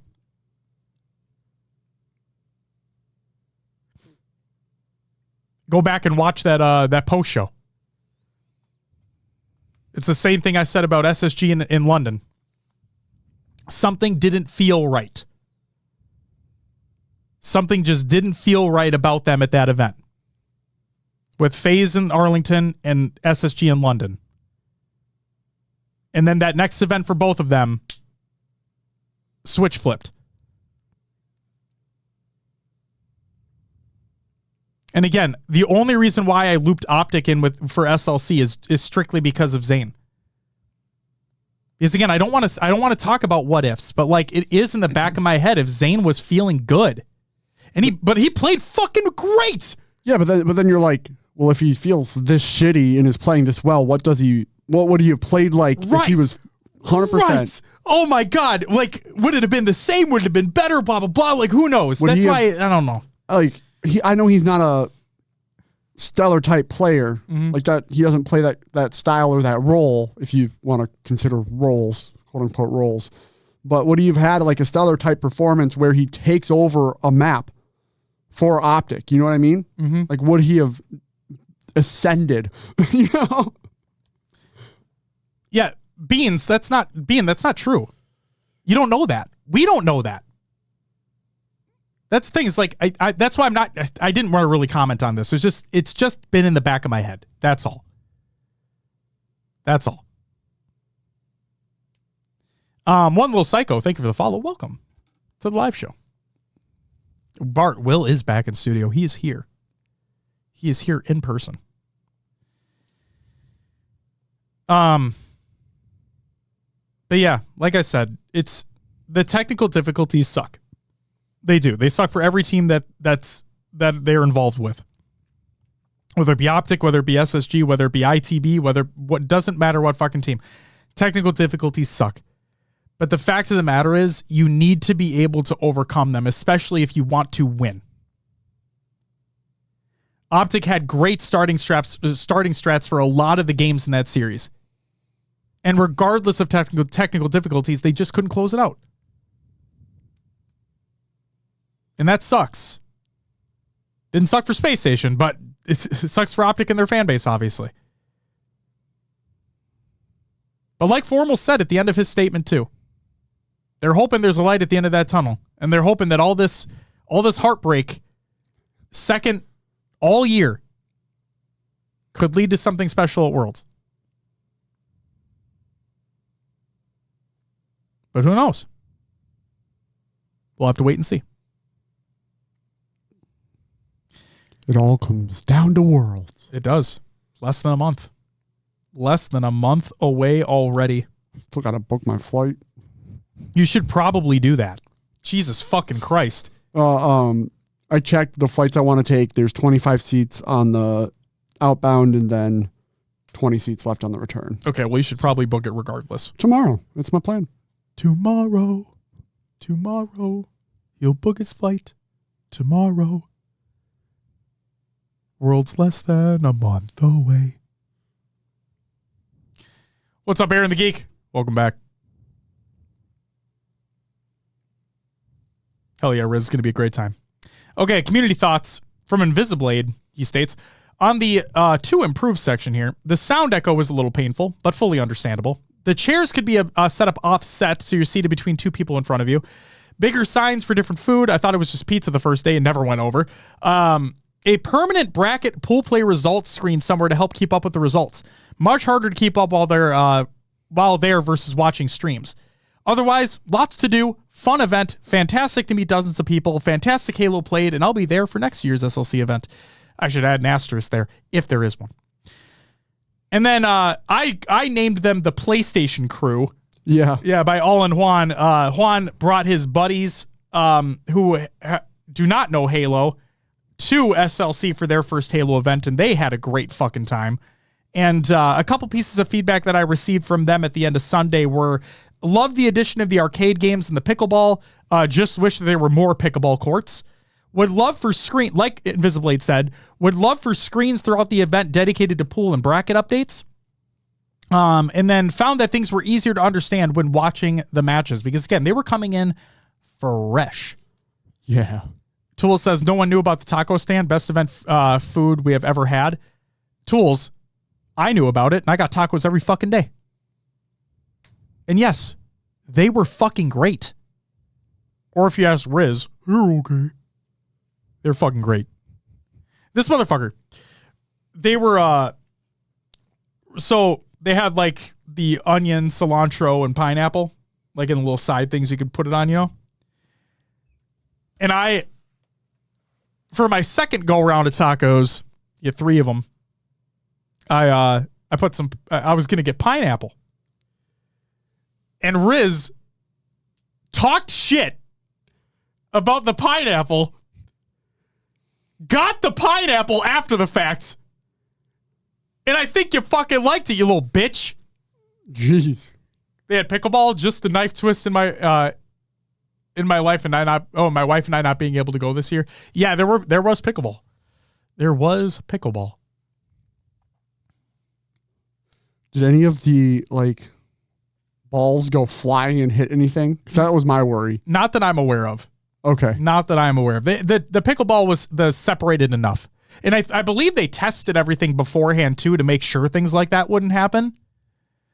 But yeah, there was only one, if I'm not mistaken. Says, shout out Sam. Yeah, shout out Sam. His random partner in pickleball that he played with turned out to be a tennis player. And he was fucking good. Damn. And what was it, Snag? He had like a $250 paddle. Oh my God. Yeah. Absolute monster in doubles. Was it a $250 paddle or $150? I think you said $250, right? The Selkirk. But yeah, and then the funniest thing is that he kept on finding Sam throughout the event, like just happily came upon each other all the time. 250? Yeah, that's what I thought. It's fucking crazy. Man came to the Halo tournament to smurf some pickleball. Fucking apparently he killed it, so good for him. So yeah, I already said that. Again, I just want to reiterate the fact because this is so fucking bonkers to think about. But again, it needs to be said. In how long Halo esports has been a thing? The MLG era, the Halo 4 era, through 5, MCC Infinite, whatever, through all of Halo Esports, SSG are the very first team to ever come from losers round 1, complete the bracket reset, and win the LAN. The first ever. It's never happened before, and that's fucking insane. And then I said it before, and I'll say it again. And I know this is strictly my opinion, okay? This is strictly my opinion. But, in my opinion, this was by far the best Halo event, period. Yes, there were tech difficulties. It happens everywhere. From an event standpoint, to the amount of love and care and passion and respect that was poured into this event by everybody involved, this was the best Halo event of all time. Space Station didn't even knock it out of the park. They knocked it out of the fucking stratosphere.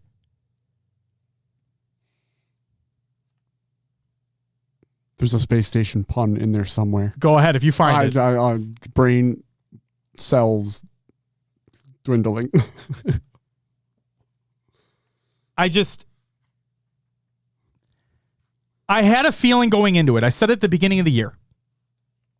The fact that Space Station got a major to host and already knowing how good the Global Invitational was last year that we weren't able to attend. Hearing how good of an event that was from everybody that was there, I went on record and said that I believe that the Space Station event this year would be the best event of the year. Little did I know that not only do I believe it's going to be the best event of the year, I know we still have Worlds in a month, but I believe it's the best event that ever has been. They, like Tool says, they did the thing. They did the thing. They listened to the feedback that had been given for months and years at this point. They gave people things to do outside of strictly watching the event. And it wasn't just like a booth here, a booth there. No. Everywhere you fucking turned, there was something to do. They had an old school arcade. Yep. Where I kicked John and Riz's ass. I kicked Riz's ass in Tekken, and I kicked John's ass in Marvel vs. Capcom. You know what I did to do it? Button mash. I hit buttons, baby! And I was drunk like a motherfucker. You texted me. I did text you. I was hammered. Were you wooing? I was loud. I was definitely loud. He was wooing. They had arcade games there. They had pickleball. They had a Warthog RC track. They had the skate station park set up. They had carnival games.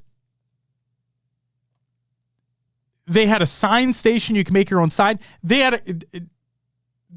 Guys, as someone with a 5-year-old, now granted, she did not attend the event, but as someone with a 5-year-old, they had fucking coloring books. They made custom coloring books.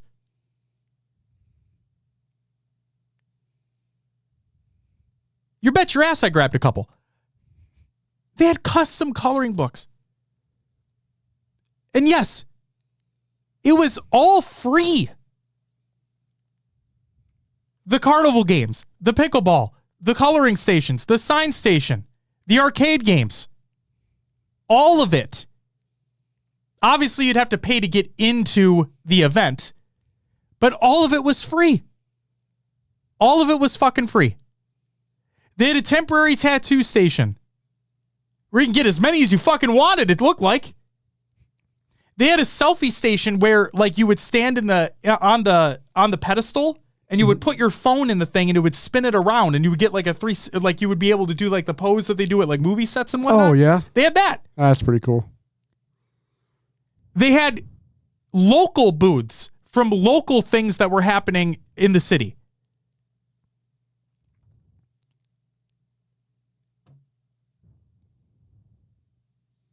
This is the best Halo event that's ever existed. There was something for everyone. There was literally something for everyone. And I know that it happened in SLC last year, but the amount of kids that were there, there was literally something for fucking everyone there. There was something for kids. There was something for parents. There was something for fans. There was something for new folks coming in for the first time. Shout out Juan's group. Like I said, the amount of care and the amount of love that went into this event, you could feel it. The place oozed with passion. Oozed with it. Everyone just felt like they loved being there.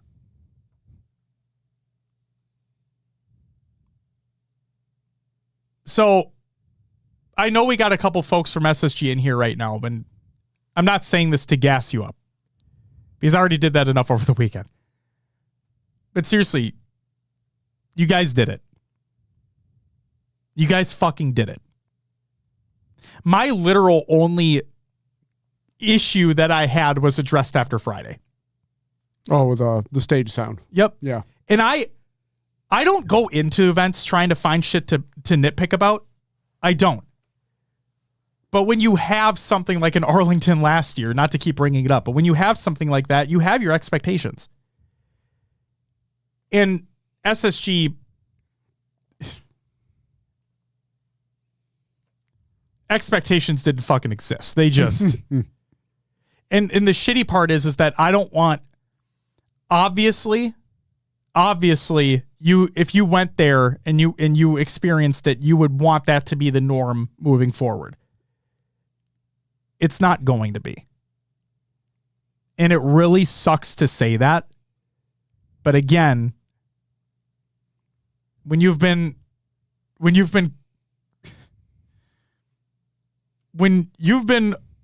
us sitting in these chairs for 6 years now.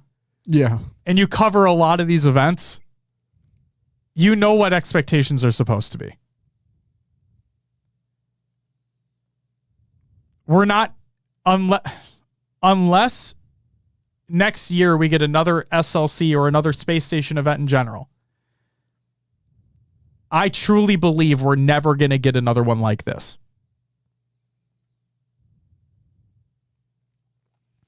And yes, that includes Worlds this year. Obviously, we're all there to watch the game that we love and watch these competitors that we love to watch play. But Space Station they realized an idea that they had and they executed it near flawlessly. Obviously, nothing's perfect, but they executed it near flawlessly from me as a spectator.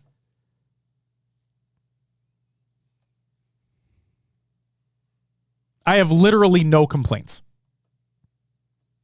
And that fucking says something. I can be very critical at times. And in my opinion, justifiably so. But I don't have any critiques for this. The one issue I had was resolved after Friday.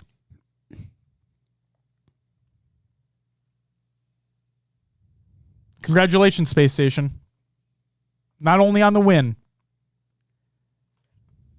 but everything as a whole.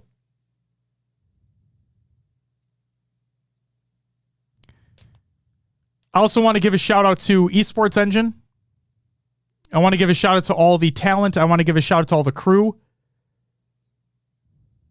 Thank you all for making the event run the way that it was run.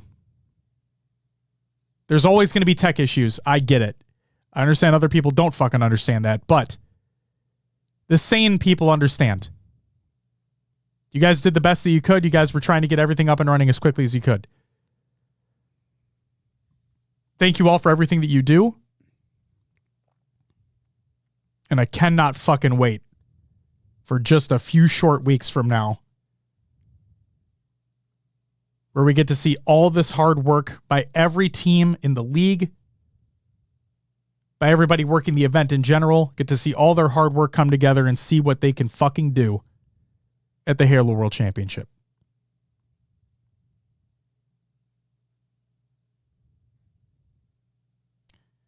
Any closing thoughts, Will?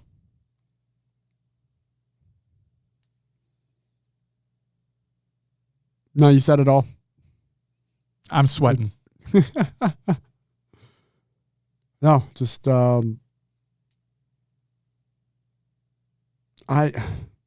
it's at that point that it's like SLC is the type of love and care we want to see going into an event.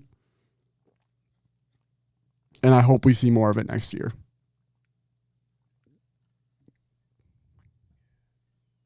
Absolutely. And actually, predictions for top 4. Did I already miss this? Are we talking about for Worlds? We'll do that in a couple weeks. Our Worlds prediction episode will be the week before the event. So don't worry, Bean. You did not miss it. You did not miss it. It'll be later. Just want to do right by the community, but you're damn right. This is a call out for others to do better. Yep. And also, oh God, I missed a couple. I'm sorry. Depress and Mace, thank you guys for the follows. Welcome to the live show. I appreciate it greatly. Thank you, Bean. Thank you. I also, one last shout out I want to give. One last shout out I want to give is to everybody, talent and crew, everybody that always took the time to talk. And the thing that I want to be really emphasized here, and again, I feels like I'm just really gassing them up, but I truly do mean this. The fact that every single time I talk to any of the folks that are on SSG, the fact that they always asked how I thought the event was going and what feedback I had. Nearly every single time. That shows to me that they actually give a shit. And we already knew that they did, but it showed me. It's just like I say all the time on the show. I need teams to show me that they can win a match, that they can do blah, blah, blah, blah, blah in the bracket, right? Same exact thing, but for those that make these events run.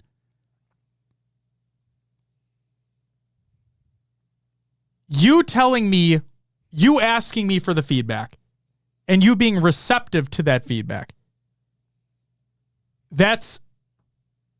I couldn't ask for anything more. So thank you. Because that truly means more than a lot. It's one thing for somebody to ask you for feedback and know that nothing's going to happen because of it. It's another thing for somebody to ask for feedback and you fully knowing damn well that they're going to take that and they're going to do their damnedest to make it better for the next time they have an opportunity. And that's what SSG are doing. So shout out. Links to the brackets and all of the VODs, including the LVT streams, are going to be in the Google Doc of the show notes of the show, ! Show notes and chat if you want to check all of those out, and I highly recommend you do so. Please do so. And yeah, ladies and gentlemen, that's going to do it for our topic this week of our HCS SLC Post-Show. Space Station, as an org, did a phenomenal job. Esports Engine, great job as well. And SSG made history. Hell yeah. Hell fucking yeah. Our, like mentioned to Bean earlier, real quick before we go to the news, our Worlds preview will be the week before the tournament. So make sure you stay tuned for that. We'll break down everything leading up to that event, what to expect, our terribly wrong predictions, except if Will gets the whole fucking bracket right, which he might. And also and I will say this now, and I'll also tease it at the end of the show too. Stay tuned this week. Stay tuned this week, because we'll have an announcement coming out in terms of our Worlds merch. I know we kind of threw a lot of merch out there this year.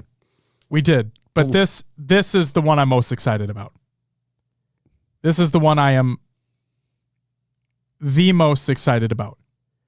And I did not say who it was, because I still have not said who it was, because we're going to give them proper credit when we make the announcement this week. But I will say she did a phenomenal job. And I cannot wait for everybody to see it. I'm so fucking stoked for this shit. So stay tuned. This week, the announcement will come. Will? Yeah. It's time for some regular news. Halo Infinite playlist updates by Halo Support. The featured rotational Firefight Battle for Reach has rotated in, and Headhunter is rotated out. Firefight Battle for Reach features maps inspired by Halo Reach. Most of them, pretty good. One of them, not so much. The ranked rotational, Ranked Snipers is rotated in, and Ranked Tactical is rotated out. That's SWAT for those that fucking care. The Quick Play playlist has been split into two separate playlists. The updated Quick Play playlist now only features Husky Raid, VIP, and a variety of Slayer variants, while the new Arena Objectives playlist features a variety of objective-based modes. There's like 6 Firefight playlists now. There are. Yeah. And then based on player feedback and developer telemetry, the Big Team Battle playlist has been rebalanced to better match each team's skill level. Fuck yeah. All right. Yeah. Love that. I didn't know there was a problem in the first place. Oh, dude, when you go in with like a stack of 4 people, you play against the best teams in the world. It is crazy. The ramp up. It's crazy. Then we Watsy. Oh, fuck. Watsy with the 5 gifted subs. Let's see if I get 5 woos this time, shall we? All right, I'll count. Woo! Thanks, Watsy. Woo! Woo! Woo! Woo! Was that 5? Yes. I think that was 5. There you go. Watsy with the 5 gifted. Thank you so much, man. Greatly appreciated. We'll see you in Seattle. Says those brought to you by Justin Tucker and the Ravens. He hit his bet. He hit his bet, guys. He hit his fucking bet. Let's go. Thank you so much, Watsy. Thank you. Last 2 pieces of regular news here. Halo, The Machine Breaks. It's an audiobook by Halo, and then Halo 3 ODST merch by Halo as well. You can go check that out. And then I believe on the 19th, as a matter of fact, they are doing another exclusive drop for some Halo 3 ODST merch. So again, keep your shit locked. I believe it's on the 19th. I could be wrong, though. And that's it, Will, for the regular news. It would be time for Go Get Fletch, but it's time for Will's Adventures with the Nailovers and Call of Duty 2. Will, what'd you play last week? I played Infinite, of course. I'm still grinding randomly. Dude, I can either do stuff or not in the game. Like, you know what I mean? Like, I feel like when I'm playing, I'm either just getting completely dumpstered on. Sure. Or I'm playing the greatest Halo I've ever played. I don't know anymore. For our eights players out there, I got a new job, got a new work schedule. I can't stay up late anymore. Like, I should be in bed now. Sucks to suck, loser. Yeah, all right. I'm just kidding. So I'll try to be around for 8s as much as possible, but I can't do these 10 p.m. series anymore. But we'll try. Riz says Will can finally feel my pain. Yeah. So yeah, just playing Infinite. And then I played 1 day of the Black Ops 6 beta. Yeah. Played with Tyler Hits Buttons. How'd it go? It went fine. It's still Call of Duty. It feels the same. Mm-hmm. Omni movement, cool for a little bit, and then it's fast as fuck, boy. And like boom, boom, boom, boom, boom, boom. Yeah, after after a match or two, I'm like, no, I'm like, I don't fucking give a shit. And yeah, I tried to like main AR. Oh my God. Okay. CDL. Yeah, where I just used the presets. I chose the second. I think it was the second one down. I had the bigger scope on it, and I just sat back and looked over my team. But it's matchmaking, and everyone just pushes everything. There's no setups. It's like Halo. What do you know? I feel like it's worse than COD though. Oh yeah, everyone just runs. Yeah, it's just hold forward. So, yeah, not a fan of a lot of the maps. It just, I don't know.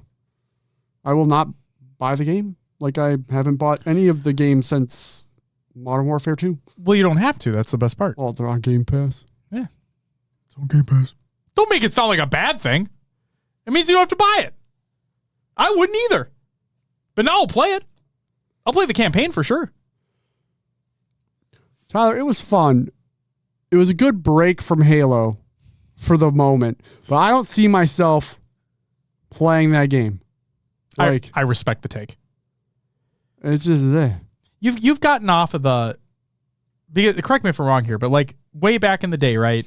Mm-hmm. When you had told me that it was like Call of Duty and sports games. Yeah. Right? Yeah. And you've just gotten away from it. You still play your shell? Still play some Madden from time to time? Yeah. Yeah. But Call of Duty kind of went to the wayside. Yeah, pretty much. And like even Madden, I just download what's on Game Pass now. Yeah. And it's the previous year's version. I don't have to keep up with Ultimate Team or any of that shit anymore. It's a great thing about Game Pass is that it's there for you if you ever wanted to indulge in it. So like I was never going to buy Call of Duty this year either. But just the fact that, oh, we can play the open beta? Oh, cool. Oh, when it does release, I can play the campaign if I want? Cool. But you're right. And now we don't have to go out of our way, you know? So, I'll take it. Yeah. John, I never get the new Chell either. Come play Deadlock. I played one match and quit out of that game immediately. Yeah, Snag is on that shit, man. Snag is hard locked on Deadlock. Mm. He is firm. Yeah. Anything else? No, that's all I played. A game came out as the first day I was in SLC. A game that I've been very much looking forward to. A game that all weekend long I was telling the crew, I cannot wait to get home and play this game. Ladies and gentlemen, that game is motherfucking Astro Bot on the PS5, baby! It's fucking great. It's fucking great. I'm loving it. Ba-da-ba-ba-ba. I'm loving it. It's fucking lady titties, dude. Wasn't this... Astro's Playroom was a built-in game on the PlayStation 5. Yes. Astrobot is a full-fledged AAA title expanding on the vision of Astro's Playroom. It's a 3D platformer. Yeah, okay. Yeah, okay. It's fucking great. It's fucking great. Everything that they said about it, every fucking review, everything they've said is 100% true. Everything. Everything. Snake says, wouldn't shut the fuck up about it. I wouldn't. Where's Riz? Riz knows. There's Riz. See? Is Astrobot the best Nintendo game that Sony has ever made? So far, yeah. Yeah. Josh and all the 8-year-olds love Astrobot. Hell yeah, dude. It's genuinely really fucking good. It oozes charm. absolutely oozes charm. And like the platforming is top notch. The visuals are obviously incredible. The soundtrack is great. It's again, like it's just great fucking vibes. Smiling the whole time playing it. Riz, Snag, John, it's the same when I was saying in SLC where people are saying that this is in the pantheon of all-time great platformers. Like all-time great platformers.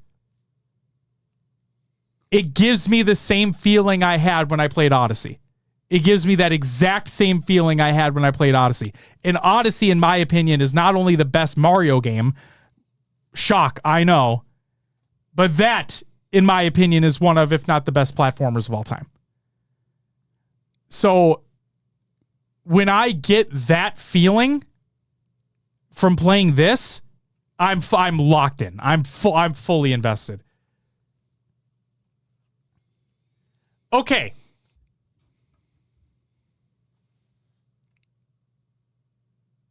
I'm going to get this wrong. And I've been wondering this for a while. And I don't know if anybody's been saying it correct.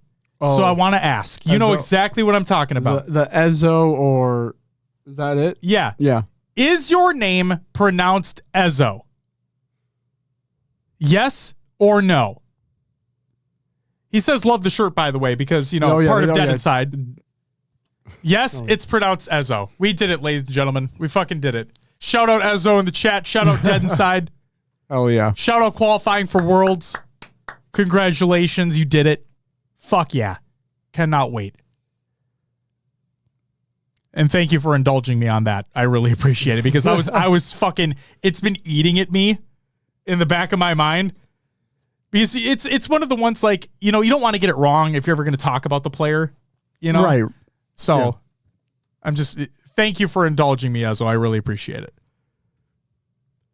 But yeah, I'll have a lot more to say about Astrobot later, and I won't do it on this show, obviously. But like, it's all good. But seriously, if you're into 3D platformers and you have a PlayStation 5, this is one of those games that you owe it to yourself to play.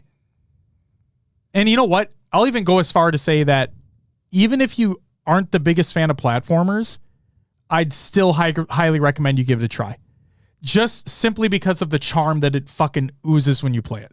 All the callbacks to old PlayStation IPs and stuff as well. Like it's genuinely just, it's fucking charming. It's awesome.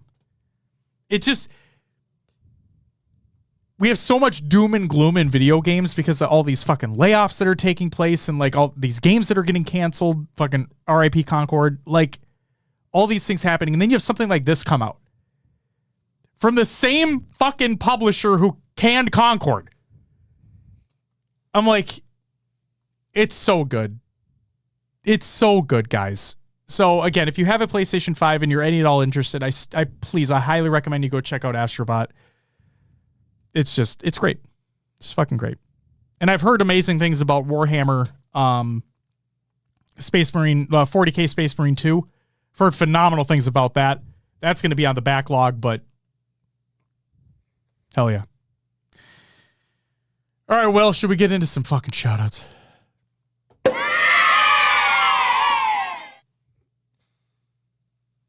Happy birthday to Piffin, Atticus, and Bashfuth. Happy birthday, everybody. Shout out to everyone who followed and subbed during the live motherfucking show. That includes Rhymnacerus, or it's Rhymnacerus. Either way, I apologize. Damaged Goods, Scary Mortical, Rhino, was it? Urtry, No Move, Bad Aim, Severity, Mark, Dead Livin', Hyphy, Best Man, 7 Demons, One Little Psycho, Depress, Mace, and the Lazy Hippie. Thank you all for the follows. Welcome to the live show. Thank you very, very much. And then we also have Steezy with the 5-month resub, Zarners with the 36-month resub, Watsy with the 9-month resub, Tyler with the 3-month resub, Topher with the 5 gifted subs, and Watsy with the 5 gifted subs as well. You all get a motherfucking woo! Greatly appreciated. Thank you so much for the brand new subs, the resubs, the gifted subs, all the fucking shit. You guys are fucking great. Then, to our wonderful patrons out there. Shout out to everyone who's a patron at the semi-pro and higher tiers. That includes Hardy Class, Blackout, Remedy Boots, Watsy, D Pancakes, Ashley, Voodoo Man, Rasta Monkey Jr., Snagoo, Raider Hater, Peanut Butts, One Swole, Daddy, Phantom, Riznak, Zarners, High Tech Redneck, Goalie Sniper, The Only Neeb, Heavy Rainfall, and Elated Darboard. Thank you so very much for the extra support over on the Patreon. Community Creations, Halo Memes every day, red.com/r/Halo Memes. Go check those out. Passion Pit, Warcry, Episode 3 by Native Gaming Halo. HCS SLC community photo video by Legendary C4. He just put that out. We have 2 photo albums for HCS SLC. One is by Meg and one is by the HCS. Go check those out. And then something fucking really cool is the HCS SLC team intros. Zach from SSG posted the video with all of them. And they're fucking awesome. They're fucking awesome. Somebody said that like it looks like he did like Cowboy Bebop renditions, and if you watch them side by side, it really does kind of feel like that. So maybe that was the intention. I don't know if that was the intention, but it looks fucking great. Some of them had like James Bondish vibes too, with like the walking across. And Also, you know what? I know. First up, Ronan with the gifted sub. You get a woo! Thank you so much for the gifted sub. I know that I dog on them because I still have yet to see, and I still mean it, even though they got top 6 this event, I'm waiting to see like another flash from them. I'm waiting to see that next jump from them. And I'm talking about complexity. I gave them their flowers after pool play for how well they performed. I did. And I truly meant that because that was incredible how they played in pool play. I'm waiting to see them take the next step forward. But you know what else I want to shout them out for? And I genuinely mean this. Their intro video. Ryanoob does a fucking roll. He's the only one. Like, I watched all of them. He's the only one that put a little athleticism into it. Put a little flair, put a little spice in the video. He does a fucking roll. I think he's holding the pistol as well. He does a fucking roll and he's up in position. I'm like, God damn, Ryan. Fuck. We'll get there eventually. Yeah, just look for blue. You'll find it. Oh, that might have been it.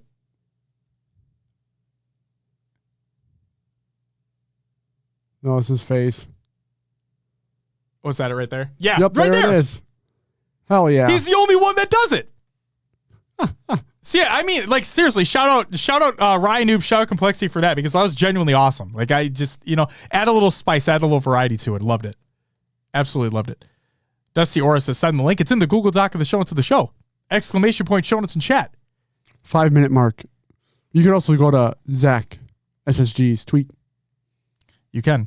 Or you can go to the show notes where the tweet is linked. God damn it.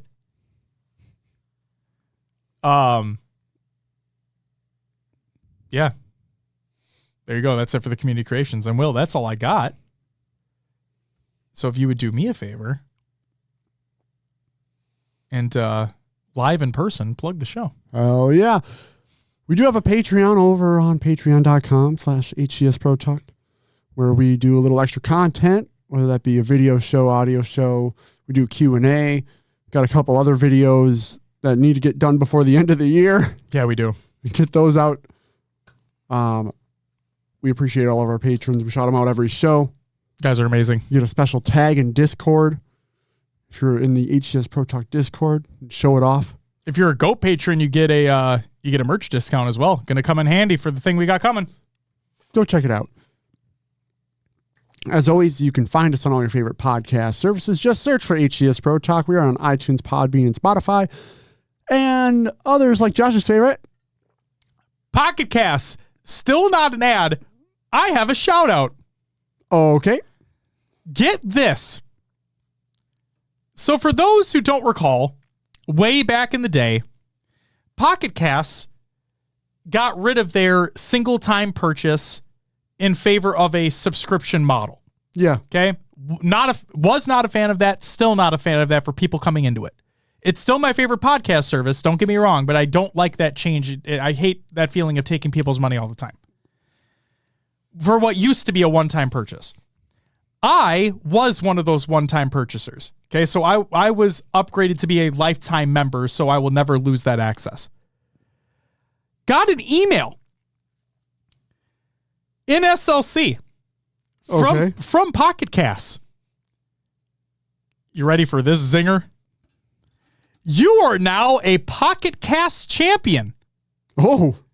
Beginning recently, we renamed Pocket Cast lifetime members to Pocket Cast champions. Guess who got champ rank before Infinite did? This guy, baby! Oh, no. Oh, yeah! Boom! That's all I got. Just wanted to put that in there.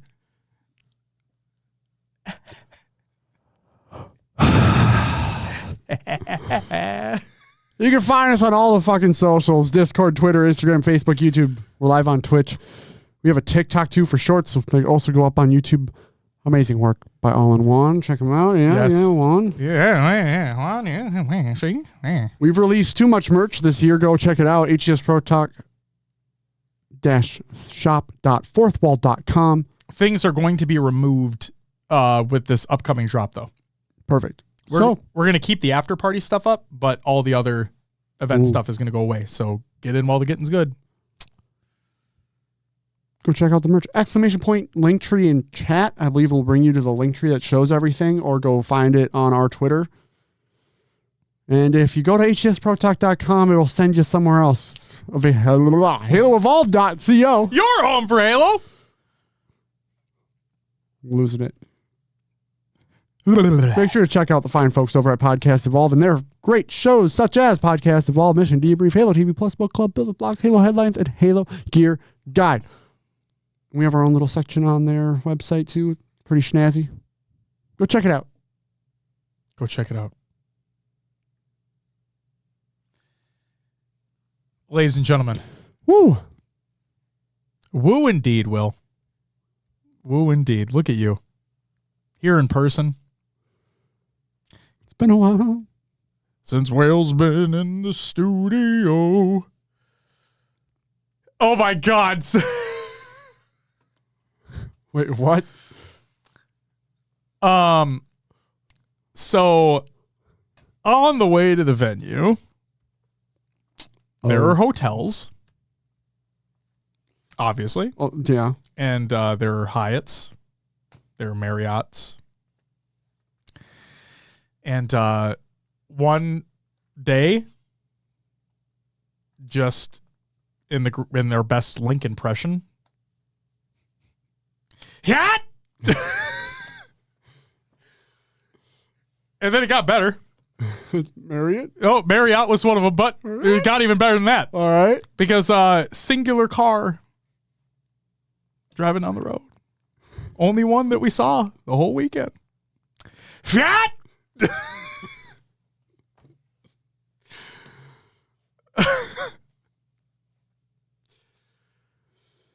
Oh, okay. All weekend long, Will. Wonderful. It was all weekend long. Wonderful. Yep. 'Twas great. 'Twas great. Oh! Real quick, I'm sorry, because now I'm remembering these things. I should have noted these down, but I didn't. Real quick, we got Onset to say "fuck you, Snag" right to his face. Nice. Yep. So that happened in person. Got to see it happen. Got one of the Uber drivers to say "fuck you, Snag" to his face. Oh my God. Yep. That guy was a vibe. All right. That guy was a vibe. I think was his name Kent Snag. His name was Kent, right? Kent was a vibe. Shout out Kent.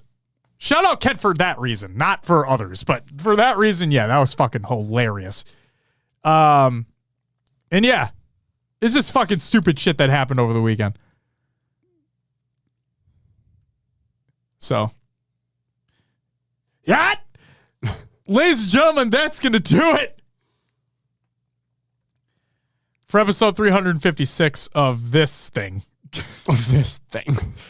This thing that we do. Wonderful. Yes, indeed. I think we got to go show some love to PD. I think that's He's what still we gotta streaming? do. He is. I see him live right now.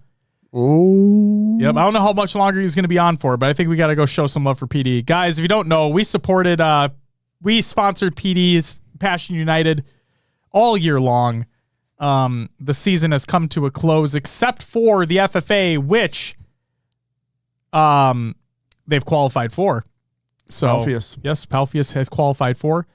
He took third in the FFA at SLC, so he will be there.